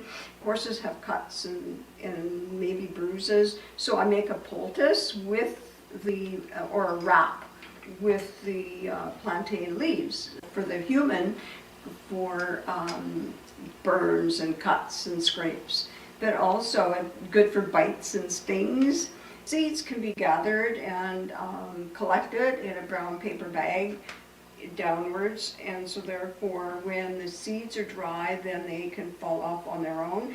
Using that finger motion, you can basically get the rest of the seeds off. Now you can either plant them, or you can also make flour with them, and so you can make pancakes, you can make different types of dishes. The ribs and all of the nutrition that comes from the chlorophyll in the plant has a lot of healing properties as well. You can make a tea with it as well, and so the tea's in a loose form, and whoops, and there we go. And also I like to use it as a tea because of the fact that it basically heals the hemorrhoids. Usually hemorrhoids are associated with birthing. And never boil the leaves, just let them simmer. And then you can let them cool and drink it tepid. It basically goes directly to the break or to the area of the body that's necessary. The native community call it bone set, and it's for broken bones and fractures, this type of thing. We have to talk about the protocol is because every time you go into the woods or plan on picking, whether it be berry, whether it be herbals, always basically give back to the earth. It should be either tobacco, or I always, if I don't have tobacco in my possession, specifically for giving back, I give a piece of my hair. You're giving back to the earth, and also give the plant the intention as to what you're going to use the plant for. If you're going to use it, say to give to an elderly person who maybe has a cold or a flu or an illness, you would want to gather that herb or that plant. You give the intention as to what you're going to use the plant for. The other thing that's interesting is never take more than what you need. A lot of people go and they gather everything that's in sight, and that basically is not part of the protocol. I always pick from the east in a plant, and then I always work my way around that plant. The sun rises from the east, and the more nutritious component of your plant comes from the east. Never pick alone. You have someone with you that's basically savvy in picking herbs and the nutritious part and component of the plant. We always have to remember that replanting, reseeding, regenerating, renewing, those are all part of an herbalist protocol. The drying, of course, is really important, so never use a microwave, never dry in the sun, always use a clean cloth. The cloth comes from the earth. When you lay a cloth, like a tablecloth like this, or a towel in your garage, and then just let it dry normally, and I put them in a paper bag, and then I emulsify them, and then you can put them in, various containers and various bags to store them. My sister, Rilda Schindel, actually made these. I think that it's really important to make sure that you're in a good special place when you go gathering with plants. And it's interesting how even your psyche changes from the time you go into the woods and then you come back with your plants. What the gathering is the more spiritual way of honoring the plant as well, because of the fact that the plant gives to you, but then you give back to the plant. And that's the most spiritual part of gathering and the herbalist tradition as well. Good evening. I'm Jay Kalra, and I love Folkfest. I will always love Folkfest. I've been dedicated to Saskatoon Folkfest for decades. A commitment to community and volunteer service has been tantamount throughout my life. In 2015, I was honored to receive Paul Yushik Lifetime Achievement Award for Multiculturalism. I directed the award proceeds to Saskatoon Folkfest. The board of directors created the Dr. J. Kalra Award for Diversity and Harmony, which has been annually awarded since 2017. Nominees for this award must have a strong involvement with a Folkfest pavilion or other cultural organization, be an active member of a cultural organization, or have demonstrated a commitment to culture and heritage through multicultural involvement, show strength in the areas of leadership, culture enhancement, promoting diversity, volunteer work, and/or extracurricular activities, and have demonstrated contribution to diversity and harmony. In every one of these categories, the 2021 recipient has creatively and perpetually excelled. It is with absolute pleasure that I congratulate Natalia Mason on receiving the 2021 award. Natalia has a strong family, culture and community roots, and continues to contribute to numerous organizations, including a long-standing connection with the Folkfest Caribbean Pavilion. Through her nomination, it was evident that she exemplifies the spirit of community participation and integration, a fundamental characteristic of our heritage and identity that are integral to this award. Natalia Mason is an outstanding, inspiring choice for this year. With this, Natalia, would you like to say a few words, please? Absolutely. Thank you so much, Jay. It's an absolute honor to be receiving this award from Saskatoon Folkfest. Folkfest has been such an integral part of my life since I was 12 years old. I grew up performing on the stage at Folkfest as a youth ambassador, dancing, playing in the steel band, and it's always been such an important connection for me to have to both my community and to my family. I'm really, really grateful to this organization for all of the opportunities that it has provided over the years, for the chance to grow as an individual, to learn so much more about myself. I'm also just really grateful to have had the opportunity to spend so much time with my family, with my mom, Wendy, my dad, Nestor, and my brother, Christian. Anyone who's involved with Folkfest knows that it's an incredible amount of work, really long days, and sometimes even longer nights preparing for the festival and helping to make things happen while Folkfest is running. But I wouldn't trade all of those years backstage in the kitchen or just out in the crowds for anything. So again, thank you to yourself, Jay, obviously, and also to Saskatoon Folkfest for this amazing opportunity. Thank you, Natalia. Awards recipients choose a charity of their choice to receive $1,000 contribution. Natalia has directed the proceed of her award to Prairie Harm Reduction is going to be receiving my donation. Thank you very much.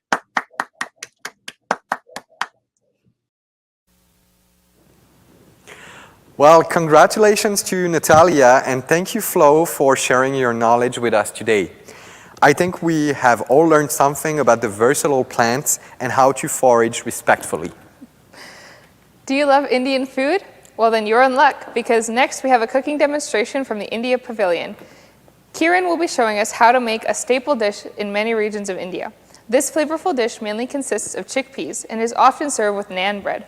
The food demo will be followed by the Concordia Alpenrose dance group. They have been showcasing German and Austrian culture since 1981, and today they will be performing Finsterauer Landler. Without further ado, let's tune in.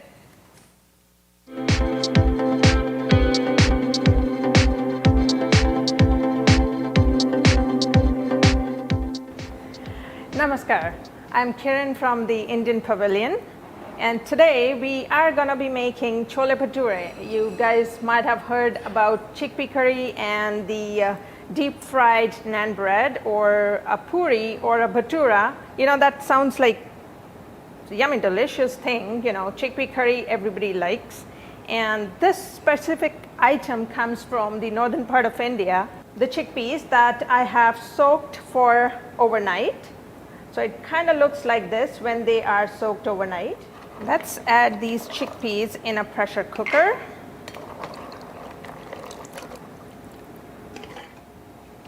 So when we add the water, just make sure that the chickpeas are, covered, and there's about ½ an inch of water upstairs, above that. Now we put in a tea bag,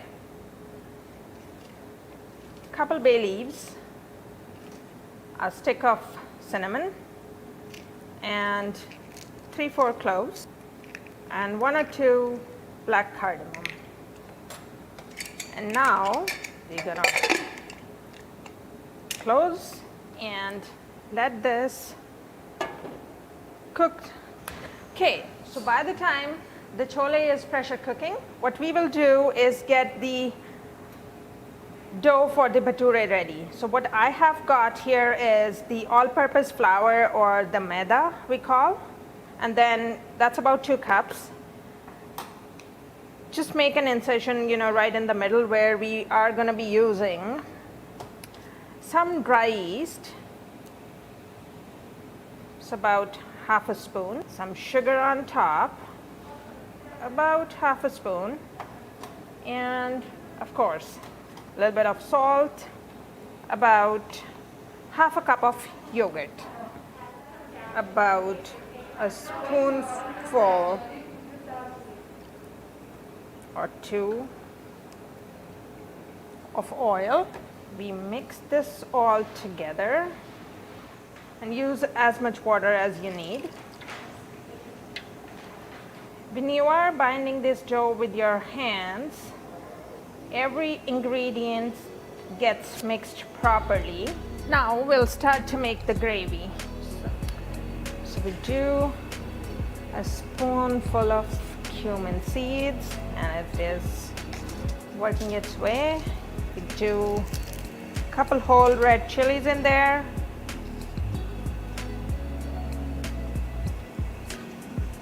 I love ginger. We go a spoonful. And with the green chilies, what I do is I slit them a little bit and then put them in whole, so that who doesn't like it can take them out. Add onions. I've got 1 big onion in there. And now we're gonna saute it till this becomes golden. And your chickpeas, super nice brown color. See quite a bit of golden in there. And now we add in 1 big tomato chopped. And our spices. So we got red chili powder, that gives a nice color. And this one's more color, not that spicy. Coriander powder. It balances all your spices, so be generous. About ½ a spoon of pomegranate powder, and the chole masala. You can find it at any grocery store. So what we're gonna do is add the chickpeas in there. See that water?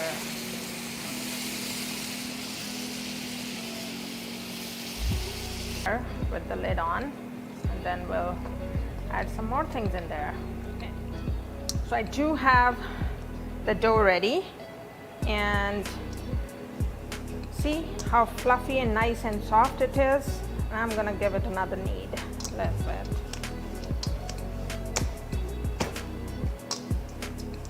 We already know the salt is all good. This is the magical ingredient. The dried fenugreek leaves or the kasuri methi.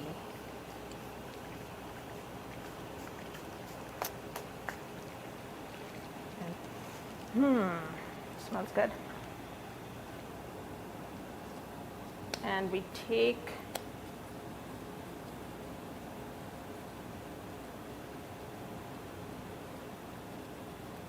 and we roll a ball, basically.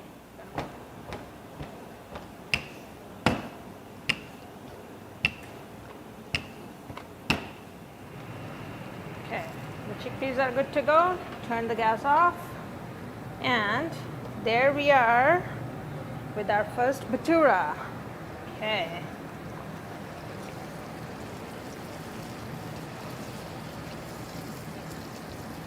And it's gonna be nice and super nice.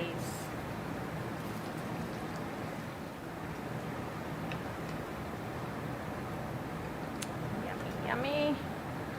Just put it on side. This looks yummy.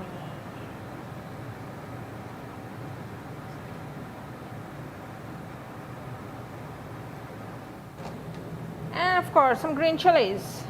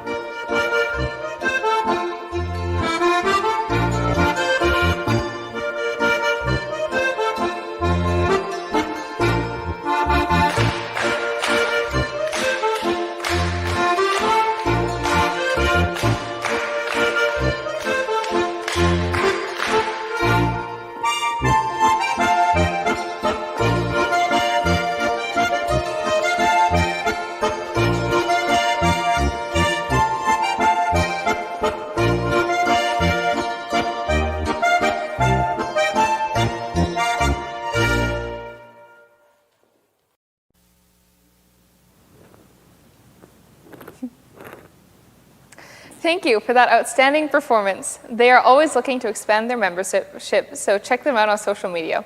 Before that, Kiran from the Indian Pavilion shared her delicious food secrets with us. If you'd like to try that recipe at home, you can find it on saskatoonfolkfest.com. And up next, we have the Chinese Martial Arts Academy. This academy offers a variety of programming from fighting forms, kickboxing, tai chi, and self-defense. Tonight, they will perform a variety of routines from hand forms to short and long weapons. After that, we have a Q&A with the Chinese Youth Ambassador, followed by the talented vocalist Kila Caudillo with the Central America and Mexico Pavilion. She will be performing Copitas de Mezcal. Please enjoy.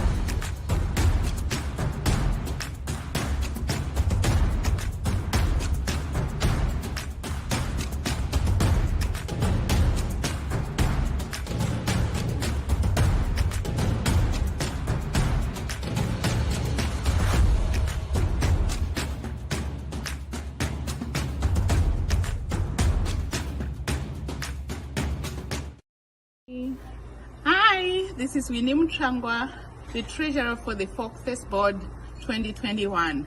I have a question for the Chinese Pavilion. We all know that the dragon is historically an important feature for important Chinese events like the Chinese New Year, the Chinatown fairs, and of course the Saskatoon Folkfest. Can you explain to me why the dragon is such a symbolic feature in the Chinese culture? Thank you. Ni hao, I'm Angie with the Chinese Pavilion. Thank you for your question. Dragons have been an integral, fascinating, and revered part of Chinese culture for thousands of years. These legendary creatures get their appearances, abilities, and powers, such as transformation and flight, from animals across China. Chinese dragons are significant to the culture and history in several various ways. For instance, their tight association with spring, rain, and agriculture makes their relationship with water incredibly revered, especially considering that Chinese New Year celebrates spring, the rainy season. Perhaps more notably, however, the dragon has come to symbolize good luck, strength, and wealth. Historically, the dragon was associated with the Emperor of China and represented imperial power, loyalty, and nobility, so that over time the symbol has become increasingly respected and admired.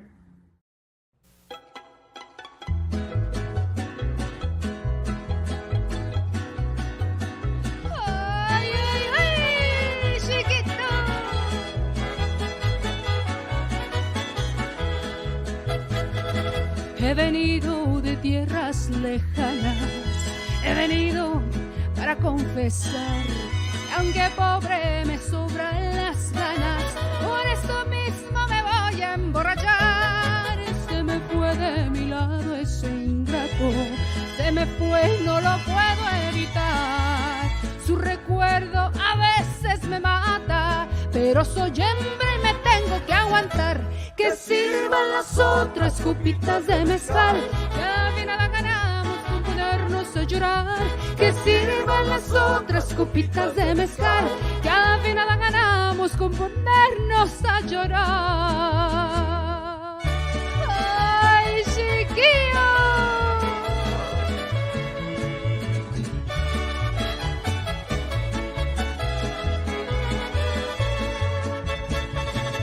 A little bottle of tequila is what I would like to drink. I might get a good relief from the love that you dismissed. A little bottle of tequila is what I would like to drink. I might get a good relief from the love that you dismissed.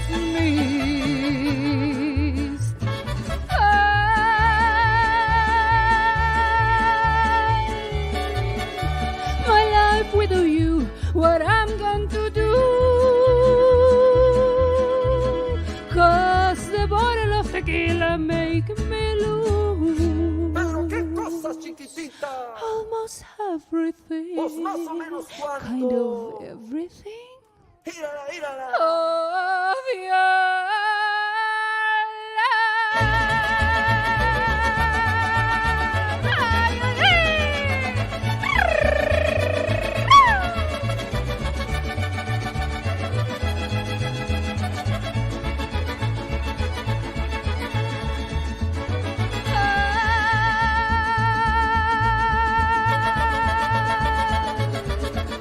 Qué bonita la fiesta, charra fiesta del sol.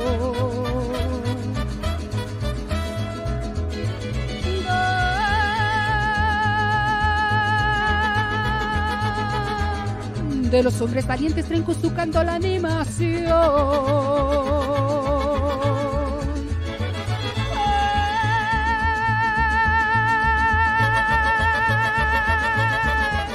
Qué bonita la fiesta, charra fiesta del sol. Remedio de la faena, más campirana de mi nación. Yo quiero montarle un toro, pa' que me mire mi amor. Quiero montarle un toro, pa' que me mire mi amor. Upayupayú, upayupayú. Quiero montarle un toro, pa' que me mire mi amor. Upayupayú, upayupayú. Quiero montarle un toro, pa' que me mire mi amor. Ay, ay, ay.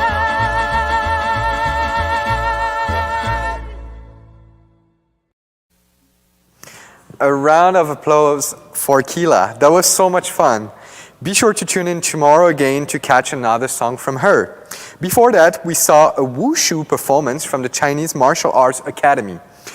Now, for those who don't know, wushu is just one of hundreds of fighting styles that have developed over the centuries in Greater China.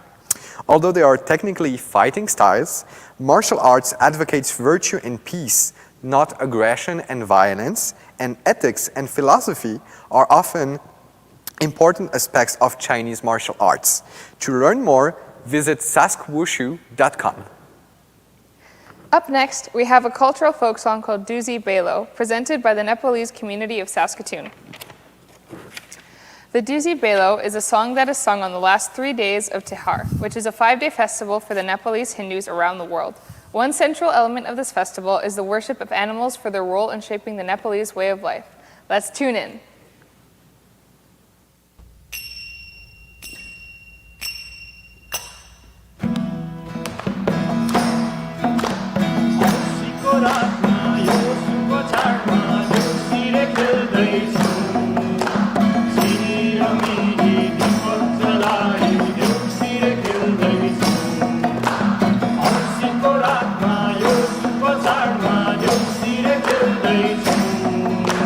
Siri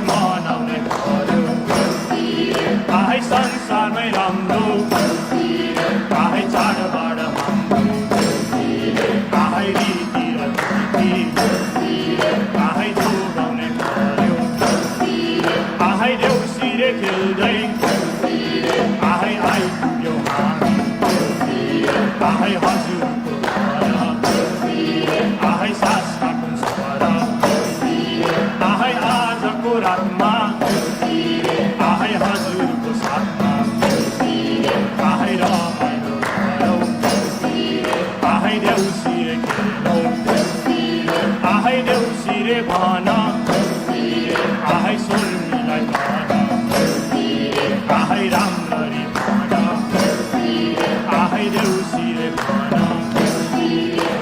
देउसीले भन देउसीले भन देउसीले भन देउसीले भन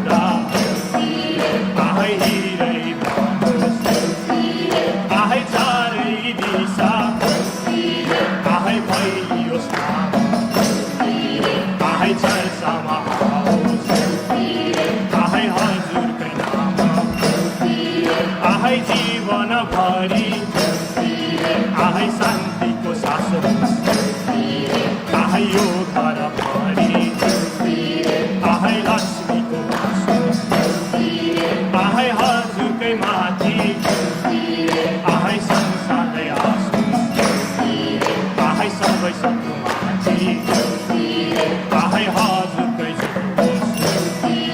आहै हिमालको चिसो आहै सौलो पानी आहै आशिष दिन आहै यति नै जान्यौ आहै अन्तमा सबैको आहै पुरा होस् चाहना आहै दीपावलीको आहै शुभकामना आहै शुभकामना आहै शुभकामना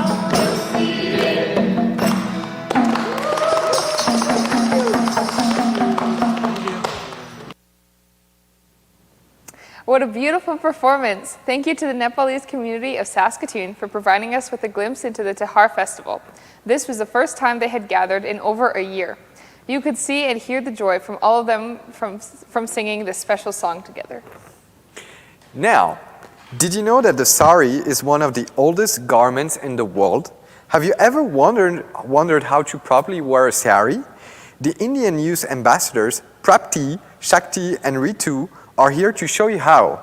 But first, we have a question submitted by the U of S for our India ambassadors. So we want to take a moment to thank the University of Saskatchewan for their generous support of Saskatoon Folkfest. Gord Hanchak is the Associate Vice President, Strategic Communication at the U of S. He asks, I have always enjoyed the celebration of diverse cultures and traditions at Folkfest. India's rich and vibrant culture and history demonstrated at the India Pavilion through art, dance, clothes, food, and architecture has always interested me. And I was wondering if you could please explain the tradition and significance of henna. Let's tune in to hear Prapti's answer and learn how to wear a sari. Namaste, my name is Prapti, and you had a great question. So henna is actually also called mehndi. So it was discovered like 5,000 years ago. It was mainly for people who lived in hot deserted areas. It was for like burns and like headaches and something that would cool their body off. But nowadays, since we have like discovered so much of medication, so now like women use henna for like decoration. It's like a temporary tattoo on their hands or feet. It's mainly for marriages or like some like joyous celebrations, and that's basically it. And you can also use henna for your hair, just to dye them in a different color. But that's it. Thank you.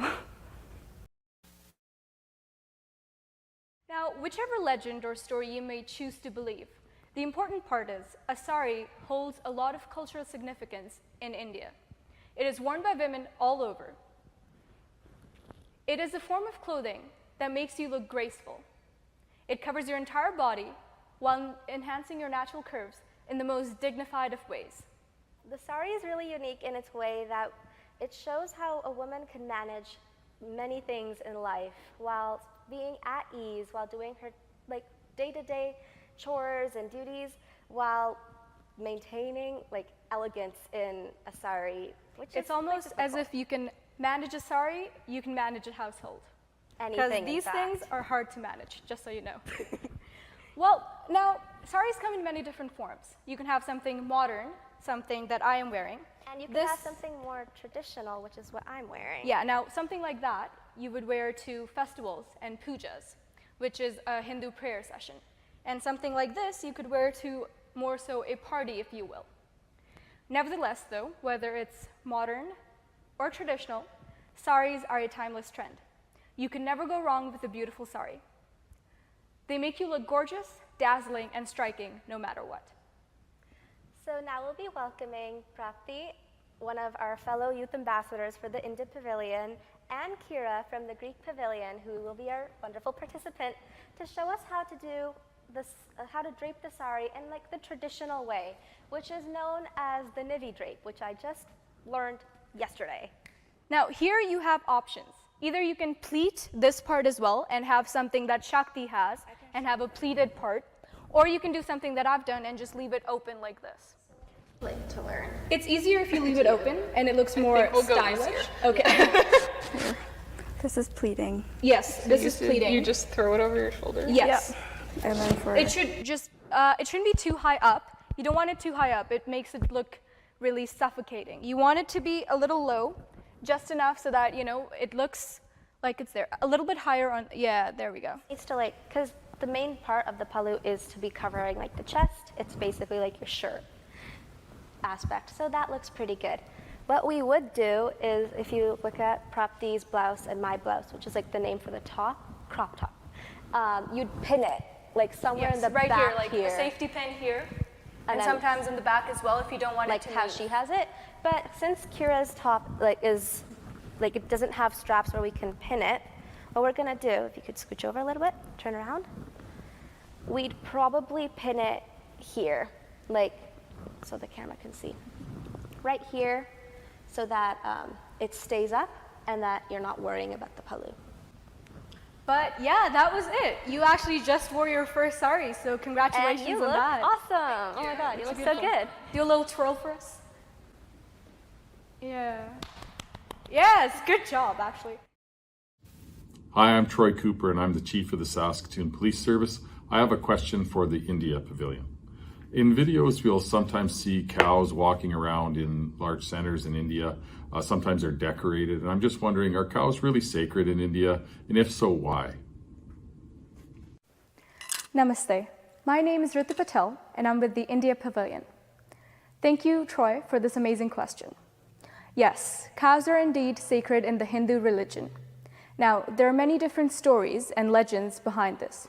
Some say that according to the Vedas, which are the holiest scriptures of the Hindu, cows represent the universal mother, as they're providers of milk and symbolize life.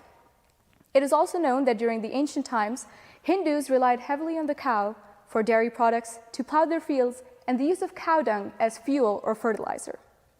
Now, there are legends that say that within a cow are millions of deities, gods and goddesses that the Hindus worship. Therefore, no matter which legend, story, or myth you may choose to believe, one thing is for certain: cows are sacred in the Hindu religion and cannot be harmed, which is why eating beef is strictly prohibited. Thank you.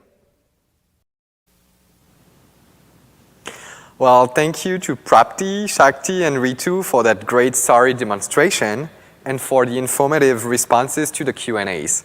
Be sure to visit our website to see the full tutorial online when it debuts in September. Now, if you're a frequent patron of Folkfest, then you have probably seen a performance of the sword dance before. But have you ever tried to do it yourself? Jesse and Kiva, the Scottish Youth Ambassadors, have prepared a tutorial for you to try it at home.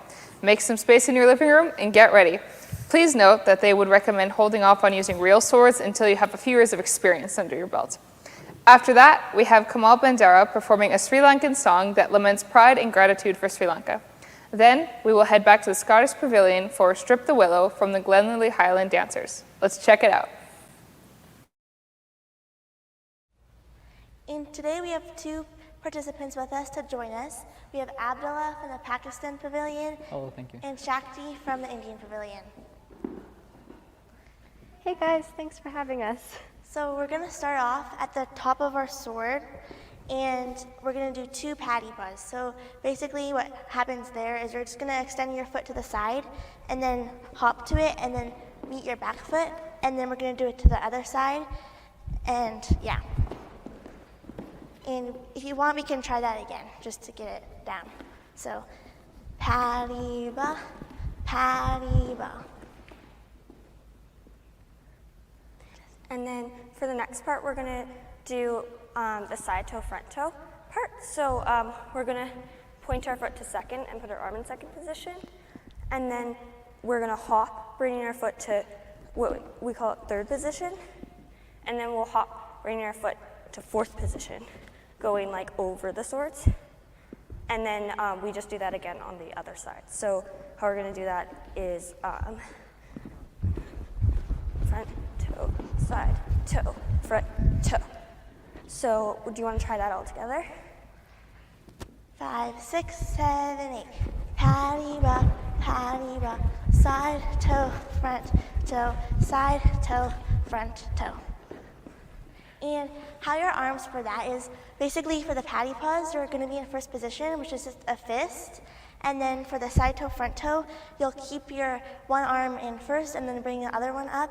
And your middle finger and thumb connect. And then the rest of your fingers just go up. So then after the side toe, front toe, we're going to do that again, but we're going to turn on it. So we'll go patty paw, side toe, front toe, side toe, front toe, side toe, and then turn toe. Or yeah, it's side, turn toe, point out, toe. Yeah. So if you want, we could try that all together. 5, 6, 7, 8. Patty paw, side toe, front toe, side toe, front toe, side turn, side toe. Good job. And after that, you basically just repeat that whole thing 4 times.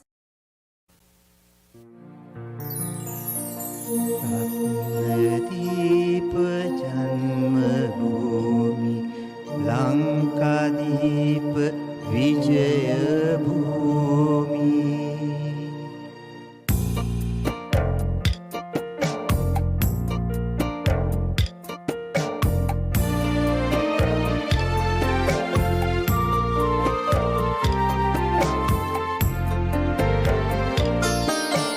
Ratnadeep Janma Bhumi, Lankadeep Vijaya Bhumi. Ratnadeep Janma Bhumi, Lankadeep Vijaya Bhumi. Me ambe udar Matru Bhumi ai, Matru Bhumi ai. Adi Singhale Veera Bhimuttunle Sar udar Matru Bhumi ai, Matru Bhumi ai.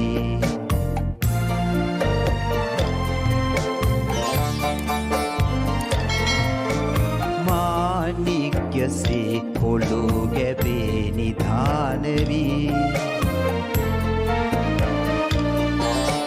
Manikya se polo gabe nidhanvi. Ette e abhita duputun, Jatiye namayen sangrama bhumiye, Jatiye namayen sangrama bhumiye. Jeevite puda helule kalai.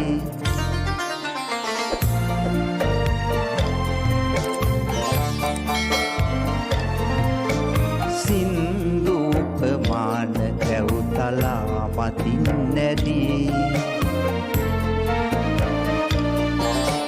Sindupamana Kautala Matinadi. Padmarenuyen Sugandhavi,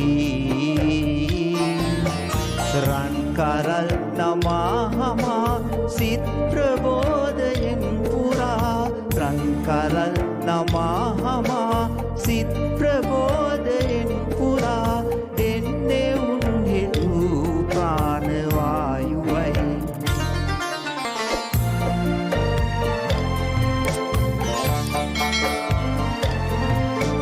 Ganga tarang thavadiri divanin, Ganga tarang thavadiri divanin. Malpipi kulen kule happy, Gayana karanne aakashaye nagi, Gayana karanne aakashaye nagi. Veerayinge asuravayai. Ratnadeep Janma Bhumi, Lankadeep Vijaya Bhumi. Ratnadeep Janma Bhumi, Lankadeep Vijaya Bhumi. E ambe udar Matru Bhumi ai, Matru Bhumi ai. Adi Singhale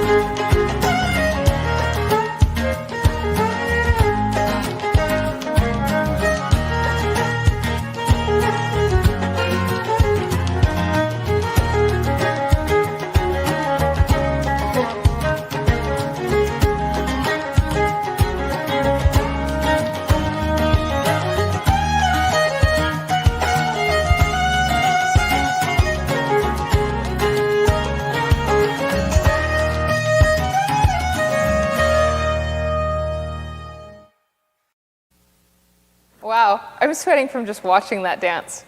Thank you, Glenlily Highland dancers. Before that, we had music with Kamal. You could really hear his passion and patriotism for Sri Lanka in that song.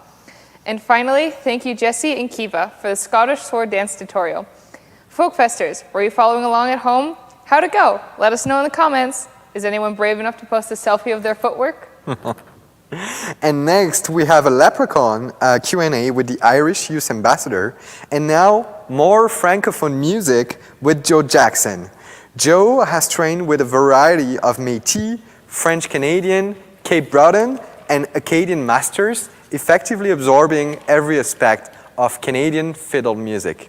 He has toured extensively, and tonight he will be entertaining us with his performance of Cool Cats Land on Their Feet. After that, we'll swing back to the Irish Pavilion with Ray Richards. This will be his 23rd year performing at the Folkfest, and we're so happy to have him. He will be performing Black Velvet Band. And don't forget, you can support Folkfest by heading to SaskatoonFolkfest5050.ca and try your luck with our online 50-50. Hi, I'm Troy Cooper. I'm the Chief of the Saskatoon Police Service, and I have a question for the Irish Pavilion. So I'm wondering about the image of the leprechaun and its association with Ireland. Can you tell me what the history of the leprechaun is? Hi, I'm Jade with the Irish Pavilion. Leprechauns are believed to be a part of the fairy family. Tales of the small creatures came about in around the 8th century, with legends about the tiny water dwellers circulating among the Celts. Their name is thought to have come from the word leucopan, which means small body, which would make sense since they're only about 2 to 3 feet tall. They were known to live in hollowed out tree trunks or underground caves. Leprechauns are known to be cobblers of the fairy world. Their names can sometimes be associated with the old term leafbroken, meaning shoemaker.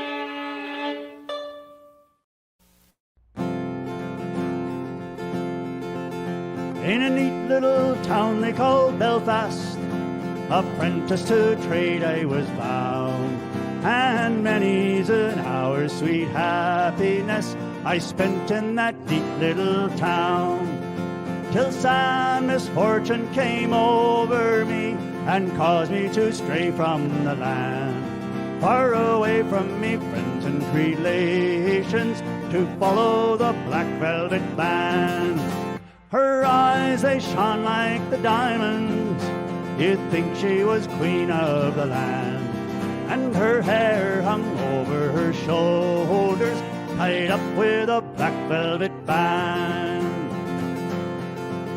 Well, I was out walking one evening, not meaning to go very far, when I met with a handsome young damsel, 'twas selling her wares at the bar.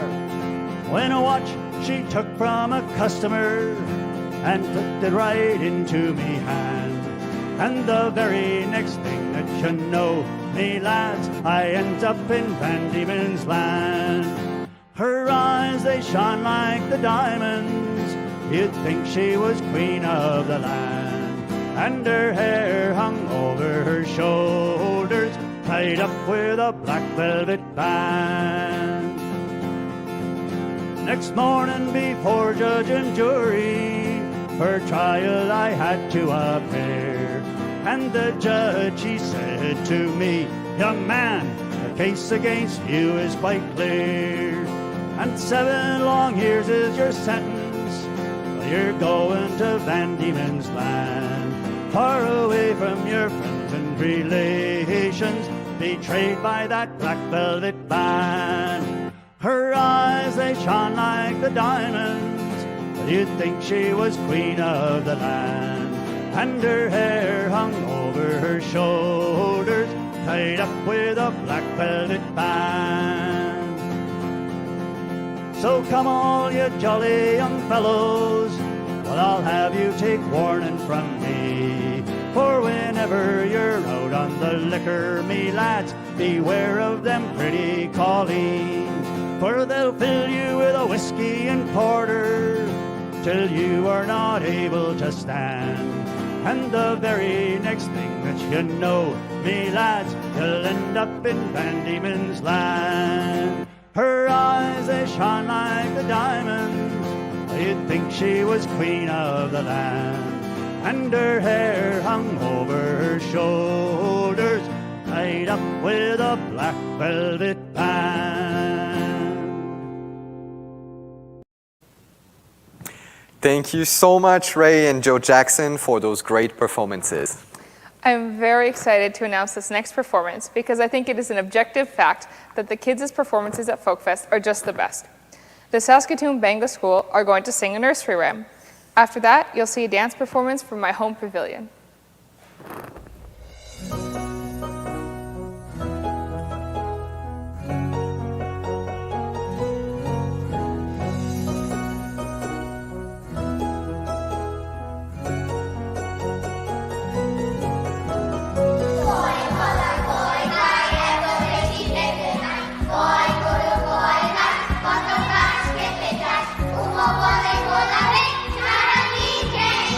Wow.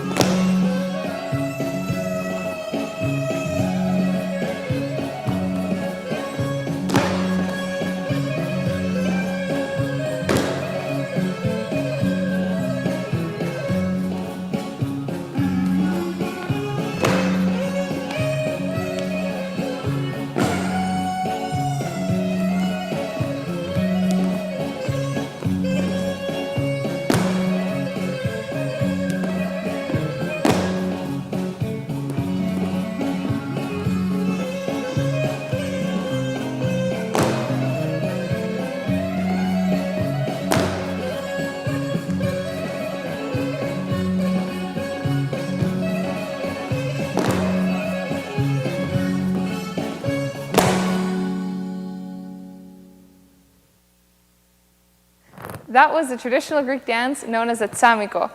And thank you for both of those great performances. Up next, we have a few more statements from our youth ambassadors. Then stay tuned for another great performance from the Kumintang Folk Dance Ensemble representing the Philippines Pavilion. Their next dance is called Jovencita, meaning young lady. It is a graceful and beautiful dance usually performed at a young woman's debut or wedding. And following that, there will be Q&A segments that will answer all your questions about Christmas and the Philippines. Hi, I'm Kiva. I have been involved in Folkfest for many years, and I am super excited to share more about the Scottish culture during this year's virtual Folkfest. I love sharing my culture through music and dancing, and I am looking forward to learning more about other unique cultures too. My favorite part of Folkfest is teaching others about my culture by immersing them in a cultural experience. For example, in the Greek Pavilion, we do crowd participation, where we teach people how to Greek dance. This gets people excited about the culture, which is Folkfest's goal. Ni hao, I'm Howard Lee from the Chinese Pavilion. I'm so grateful that I have this opportunity to get involved in this Folkfest event, where we not only get to exchange our ideas, but more importantly, we can understand each other better. I wish this program can continue going so more young people can have a chance to be a part of this. Thank you. Hi there. A lot of people might not know this, but Tagalog is the second most used language in Saskatoon behind English, not just in Ward 3, but in all of Saskatoon. I've had the very great pleasure of meeting a lot of Filipinos over the last year or so. And you know what? Last September, during the campaign, I walked into a Pinoy store and I heard Christmas music in September. So my question, can you help us understand the importance of Christmas for Filipinos and how they celebrate it within their families? Mabuhay! My name is Adrian, and I'd like to thank Councillor Curtin for his wonderful question about the cultural significance of Christmas to the Philippines. So Christmas, or Pasko as we like to call it in Tagalog, is arguably the biggest celebration and gathering for the entire year in the Philippines. Being a majority Catholic country with 80% of the country being Catholics, it is a widely observed holiday all across the islands. So, like in Canada, most Filipino families like to celebrate Christmas by coming together and eating a lot of food. One of the dishes that our family likes to serve is called lechon, which is an entire roasted pig that is usually served with an apple in its mouth. And of course, you can't have a Filipino gathering without pancit, which is stir-fried noodles with lots of veggies in it. So I hope that helps you learn a bit more about how we like to celebrate Christmas in the Philippines.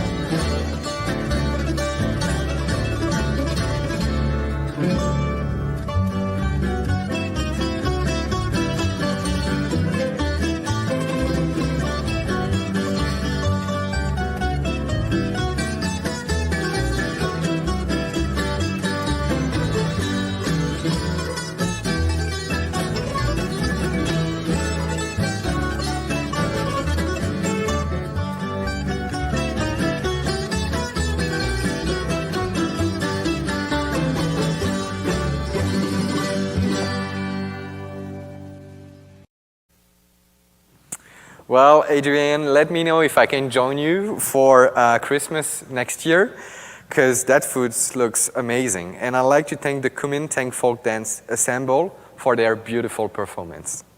It's time to head back to the Irish Pavilion. Jade is going to teach us a little bit about Ireland in the 1800s.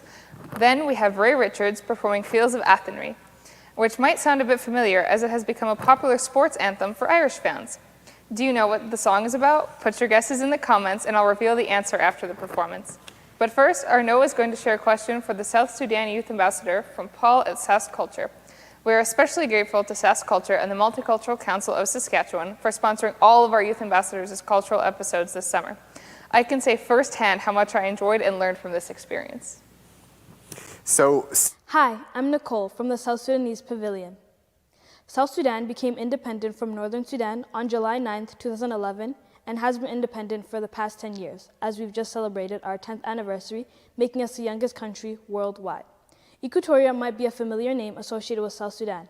That is because Equatoria is one of the 10 states in South Sudan, like how Canada is separated by provinces. And also, Equatoria is the name of our community association, as a lot of people who immigrated from South Sudan came to Saskatchewan, and that is why. The main difference between South Sudan and Sudan is that South Sudan follows African cultures. You could find similarities with countries like Ghana and Kenya and Uganda, while Sudan follows Arab culture. And the main example would be that the religion population in South Sudan, people are mostly Christian, while in Sudan, the religious population, most people are Islam. Hi, my name is Mark True, and I am a chaplain here at Sherbrooke Community Center. And I have a question. I want to know why so many Irish folks left around the beginning of the 1800s. Hi, I'm Jade from the Irish Pavilion. The story from Irish immigration in the 1800s is largely one of the tragedies between 1845 and 1852. At least 2 million people left Ireland after the potato blight disseminated the potato fields. That fed the working classes. This is known as the Hungry 40s and the Irish potato famine. Of course, there was also an economic element. The Industrial Revolution was raging in Europe. Land was being given out in Australia and New Zealand, and railroads were being constructed throughout Canada. In the United States, these opportunities, as arduous and precarious as they were still worth the risk for many Irish folk.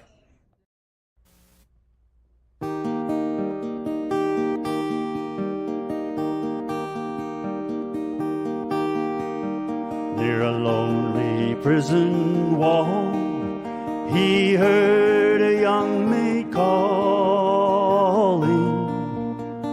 Michael, they have taken you away, for you stole Trevelyan's corn, so the young might see the morn. The prison ship lies waiting in the bay.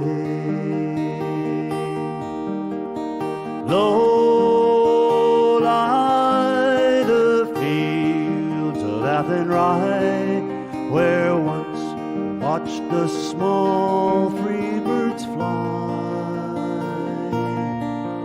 Our love was on the wing, we had dreams and songs to sing, so lonely round the fields of Athenry.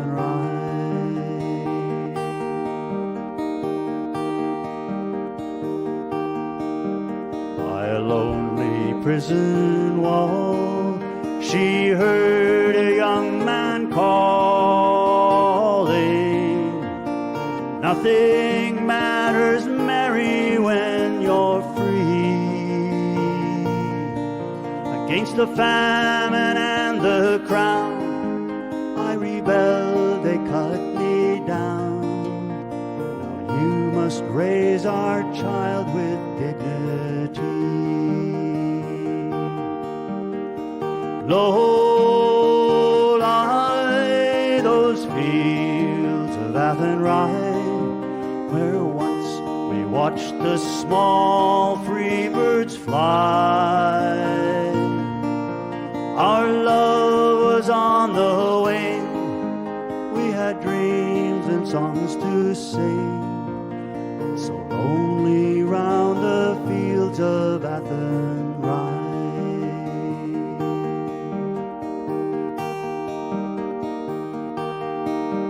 By a lonely harbor wall, she watched the last stars falling as the prison ship sailed out against the sky.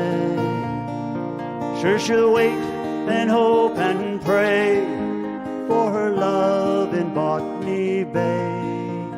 So lonely round those fields of Athenry. Low lie the fields of Athenry, where once we watched the small free birds fly. Our love was on the wing. We had dreams and songs to sing. So lonely round those fields of Athenry. So lonely round the fields of Athenry. So lonely round the fields of Athenry.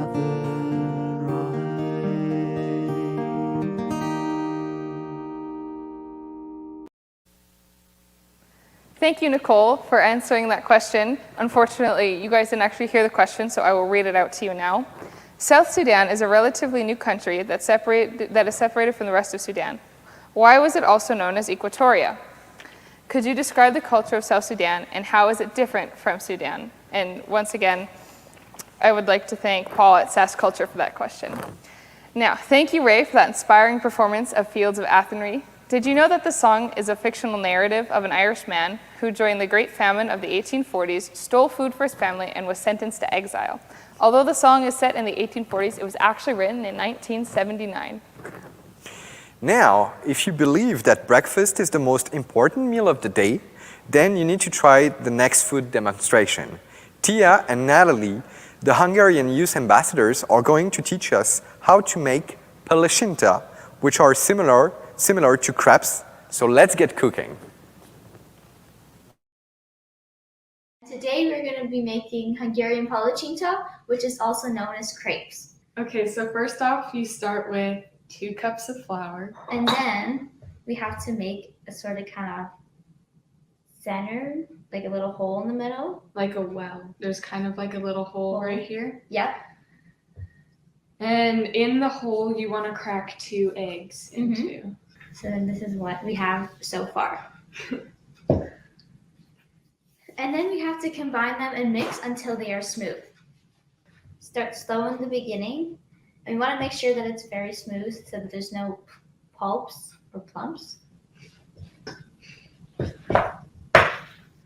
If the batter is too dry, you can pour a little bit of the 1 cup of milk just to make it a little bit easier to mix the flour in. We're just going to Just add little bits at a time. Yeah, there we go. So we just poured in 1 cup of milk. Yeah. And after that, you're going to want to add 1 cup of carbonated water. Just gotta let it, so right now it's fizzing up like this. And the reason why we use carbonated water is to make it fluffier and a little bit softer. Now we're gonna put a pinch of salt into it. Now we're going to add the 1/2 cup of vegetable oil, but we're gonna add this very slowly. I just added the rest of the vegetable oil in. So this is what it is looking like right now. Yeah, you want to make sure it's very smooth and a little bit runny.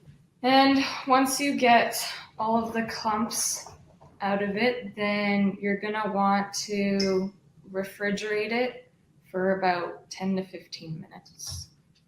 Okay, so once you have your batter back from the fridge, you want to give it a quick mix so in case anything has separated.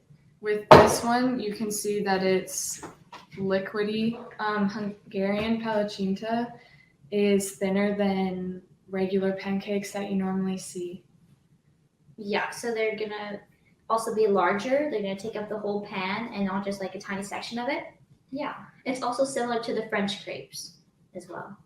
So to cook the palacinta, we're gonna put the stove on medium heat just to warm up quicker. And then once we put the oil on, then we're gonna move it down to a lower setting.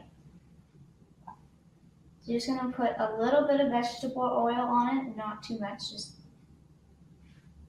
a little bit. And then we're just gonna move around the pan just to get it distributed all around. Okay, so once your batter has come out of the fridge, you're gonna take a ladle and then give it another little mix just to make sure everything is mixed in and that there are no clumps. Then you're gonna take about the size of the ladle's bottom of batter, and you're just gonna spill it onto the pan. And if you don't have enough, you can add a little bit more. Yeah. And you want to move it around Just so until it it gets to reaches the outside of the pan. I'm gonna put just a little bit more. You also want to make sure that you're doing this quickly so it's nice and even. You want to cook it for about a minute on each side, but you can also wait till you see it bubbling on the top. Okay, now we're just take a spatula. We're just gonna sneak it right underneath. Okay, there we go. And you're just gonna wanna aggressively flip it. Yeah, there you go. Yeah, and you can also test it with a spatula. Just kind of go underneath it to see if it's able to flip over. And if it isn't, then let it sit for a little bit more. I'm just gonna let it cook again for another 1 to 2 minutes-ish, or until it turns golden brown. To check to see if it's done, you can kind of lift up the bottom with your spatula and see if it's a golden brown. Okay. And then you can, if you have a smaller pan like this, you can just flip it onto the plate. But if you have a pan where the sides are higher, you could also just use your spatula to put it on the plate. So our finished palacinta looks like. Okay, then to serve it, today we're just going to fold it, but you can also roll it, and we're going to top it with powdered sugar. So fold it into 4s, so once like this, and then one more. And you can move it to the middle. So it kind of looks like a little triangle. And take some powdered sugar, and then just sift it onto the top. You can put as much or as little as you want. That's our finished palacinta. My name is Anna, and I'm from the Ukrainian Karpata Pavilion, and I'm so grateful to be able to experience the diversity in Saskatoon. Through Folkfest, I've learned new things about other cultures as well as my own. To be part of Folkfest and teach others about my culture is an amazing experience for me. Namaste, I'm Apexia from the Nepalese Pavilion. Folkfest has represented great diversity of culture throughout the years. Today, I feel very proud to be a youth ambassador for the Nepalese Pavilion. I'm grateful for the opportunity to learn more about my culture and other cultures around the world. Thank you. Namaste, my name is Abhishek Dahal and I am from Nepalese Pavilion. This is my first time participating in the Folkfest and I'm really excited to be a part of this journey. I'm really thankful to everyone who gave me this golden opportunity to learn about a variety of cultures. Thank you.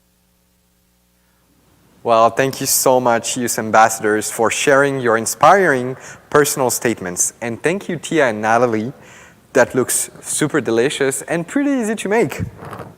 Arno, do you think it's true that every culture has their own signature type of dumpling? Are dumplings potentially a uniting force that every culture has in common? Just something to consider while we watch the next segment. Praveen will show us how to make one of the most popular dishes in Nepal, momo, Nepalese dumplings. After that, the dance team at the Confucius Institute at the University of Saskatchewan will be performing Spring Breeze, a classic Chinese dance that represents a group of women from the Yuan dynasty who are having a good time singing, dancing, and playing in their spring outing. Now let's get cooking.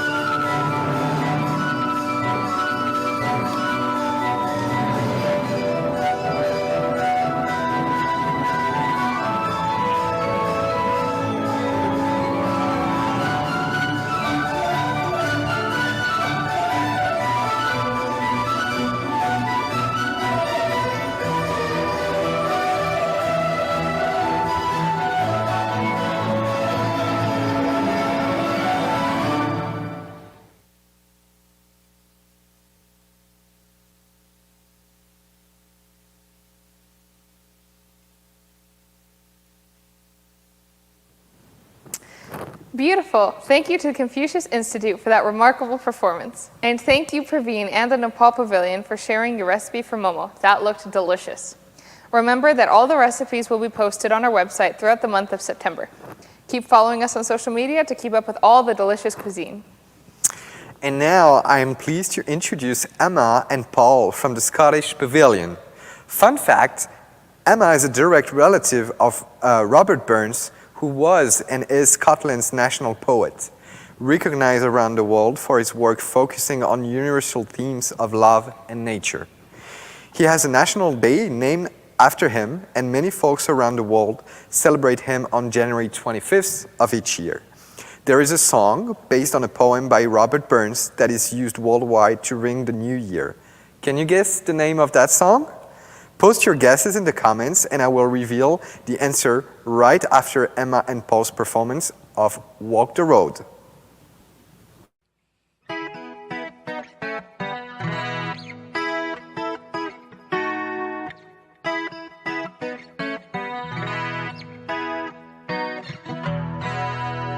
Think not of casting off your dreams when the road goes on forever. All is just not as it seems, and we'll walk the road together. All the way through wind and rain, I will never deceive my heart again. Hand in hand across the land, and we'll walk the road together. Think not of failing, carry on when the road goes on forever. Let all the tears and strife be gone, and we'll walk the road together.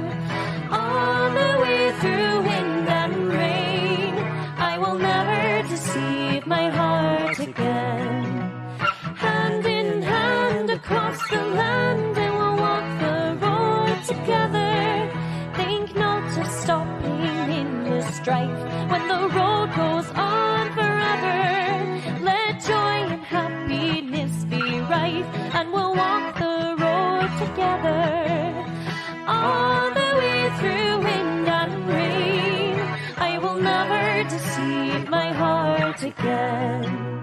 Hand in hand across the land, and we'll walk the road together. Think not of hills and mountains high when the road goes on forever. We'll lift our hearts up to the sky, and we'll walk the road together. All the way through wind and rain, I will never deceive my heart again. Hand in hand across the land, and we'll walk the road together. All the way through wind and rain, I will never deceive my heart again. Hand in hand across the land, and we'll walk the road together.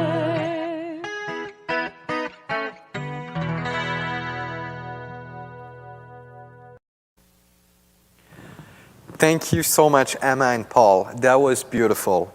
Now, some of you have been guessing in the comments, and I'm happy to reveal the answer. If you've ever heard Old Lang Syne sung to ring in the new year, then you have heard one of Robert Burns' great works. We are near the end of our show tonight, and I am pleased to introduce some of my fellow youth ambassadors to wrap up. Due to unforeseen circumstances, Abdullah and Muiz were only able to film their cultural episode 3 days ago. They pulled through and put together a really fun and informative trivia game about Pakistan. We'll show you a short clip of their cultural episode, but you'll have to check our website or on social media to watch for the debut of the full episode. First, we'll also be answering our last questions of the night. There are more Q&As tomorrow night, so we hope you're able to join us again. Hello, this is Fire Chief Morgan Hawkle with the Saskatoon Fire Department. Thank you for the opportunity to submit a question for Culture Connect. Mehndi is an important part of wedding celebrations. Can you tell me about other traditions and celebrations that are practiced in your family? Assalamu alaikum, my name is Abdullah and I'm a youth ambassador from the Pakistan Pavilion. I'm delighted to answer this question today. But before I do that, let me tell you what Mehndi is really quick. Mendi is a celebration that happens before a wedding at the bride's place. In this celebration, Mendi or henna, a temporary tattoo, is applied to the bride. And they have lots of dances and other fun games and stuff. But yes, we do have other similar celebrations, including Akika and Khatm al-Quran. Akika is a celebration that happens after a birth of a child. In this celebration, the parents sacrifice one or multiple animals, which could be cattle, sheep, goat, or camels. After the sacrifice, they cook it in a nice meal and have a big feast with their friends and family. And then they call other people and they have just celebrations, dances, etc. Khatm al-Quran is a celebration after one person finishes the Quran for the very first time. In this celebration, you call once again all your friends, your family, your neighbors to this big celebration. You have a big feast, and the person who finished the Quran for the first time would recite some excerpts from the scripture, and then there would be other recitations and other they would just shower the person who finished the Quran with gifts. Assalamu alaikum, my name is Moiz Rafiki. I'm one of the youth ambassadors from the Pakistan Pavilion this year, and I'm here to answer that question about Mendi. Now, Abdullah already gave you one take on this question. He talked about how Mendi is something in our tradition where particularly women are able to write on their hands and do some sort of like artistic things for bigger gatherings, for festivities, that type of stuff. What I'm going to talk to you about is how in Pakistan, we have very complex weddings. And the reason that this is important is because our weddings are split up into 4 different phases. The first of those phases is what we call the nikah. This is basically the actual wedding certification where the vows are given and all of the official paperwork and documentation is done. It's generally a very small gathering with just close family and friends. The second day is what we call the Mendi, which is a word that you'll recognize. This is the day where we have a larger gathering where friends and family from both sides of the weddings attend. It's a very big gathering. There's lots of food, festivities, enjoyment for everyone. The third day after that is what we call the Barat. This day is traditionally for the bride side of the wedding, to invite more of their family and their friends so that they have more exposure in the wedding and they can enjoy themselves. The day that follows that is what is called the walima. This is the day that's the opposite, where the groom side of the wedding now is able to invite more of their friends and family so that they can enjoy the event as well. The reason that there are so many different stages to this in Pakistani weddings is because part of the complexity comes from the religion, Islam, being that Pakistan is an Islamic country. So we have things like the nikah and the walima, which are part of Islamic tradition. And then there are other parts which tradition and culture within that country itself has added on to the tradition. So things like the Mendi and things like the Barat are just cultural additions to what would otherwise be a religious tradition. So I hope that answers your question. We really appreciate it from the Pakistan Pavilion. Enjoy the rest of the Folkfest. Thank you. Hi, City Councilor Darren Hill here. My question is about Pakistan and the education system. I'm wondering which orders of government are responsible for education in Pakistan, and if there's more than one, what are their areas of responsibility? And secondly, I'm curious about the age categories for education in Pakistan. You know how we've got our elementary, middle years, high school, college, university. Do they define particular categories by age as well in Pakistan? I look forward to hearing the answer. Thank you. Assalamu alaikum everyone, my name is Moiz Rafiki. I'm one of the youth ambassadors for Pakistan this year. Thank you so much for the question about Pakistan's education system. Now, the first part of the question was what levels of government are responsible for education. And similarly to Canada, although there is some federal mandates for like what the basic standards have to be, each province does have control over how they want to specifically implement education within their region. Regarding the second part of the question, the way that school systems are structured there in terms of age groups are we have primary school for kids in kindergarten to grade 5. Then we have middle school for kids in grade 6 to 8. After that, there's high school for kids in grade 9 to 10. And grade 11 and 12 kids, we actually call that college. So that's a little bit of a difference. Here, grade 9 to 12 is all considered just high school, but there 9 and 10 is separate, and then 11 and 12 is what we call college. After grade 12, similarly to here, you would go to university. So usually each of these different levels of education do have like different locations, like you would have different schools for each of them, but generally the level of education or the material that you're being taught universally is kind of the same around the world in terms of what you're going to get at each relative age level. So I hope that answers your question. Thank you so much for asking.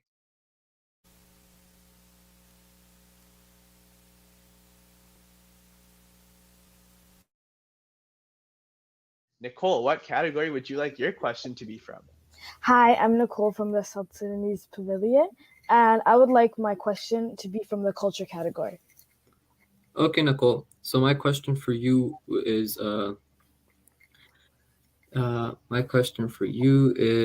what is the national sport of Pakistan? The national sport of Pakistan is field hockey. Correct. Yeah. Awesome. I think we gave Nicole an easier question, to be fair, but good job either way. That's actually a common misconception. Like Abdullah mentioned when he was giving the information, cricket is super popular in Pakistan. Mhm. Like more people know about it or watch it or play it. But the actual national sport is field hockey, similar to probably here the same way it's like with hockey and lacrosse, right?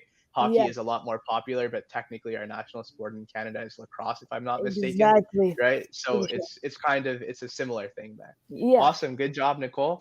Thank you. Let's give Howard another chance here to redeem himself. Howard, what category would you like your next question to be from? I'll choose history again. History again. Okay. So, Howard, when was Pakistan founded? And I know you might want multiple choice, so here are some options. It should be 1947, right? Oh, well, you got it right then. He doesn't need multiple choice. Howard's on point this time. Awesome. Good job. Thank you. Yeah. Thank you, Muiz and Abdullah. I learned so much about Pakistan and its culture. And that marks the end of tonight's performance. Thank you so much for joining us for Culture Connect, and we hope to see you again tomorrow at tomorrow night at 7 p.m. For a whole new round of amazing cultural performances and demonstrations. Thank you. I want to take a moment to thank all the amazing people that have been involved in this year's edition and helped to make this event happen. And I also would like to take a moment to thank my great co-host, Kira, that was with me tonight. And I won't be here tomorrow, but you'll see more of my trivia, the Francophone trivia, so brush up your Francophone knowledge. And remember to snap up your 50/50 tickets online soon. The draw takes place, remember, on August 24th at noon. I was your host, Arnaud. Merci beaucoup et bonne nuit. Be sure to tune in tomorrow to see my cultural episode and also to see my fellow youth ambassadors, Ritu, Shakti, Muiz, and Abdullah. Kalinita Kayasas, good night and thank you.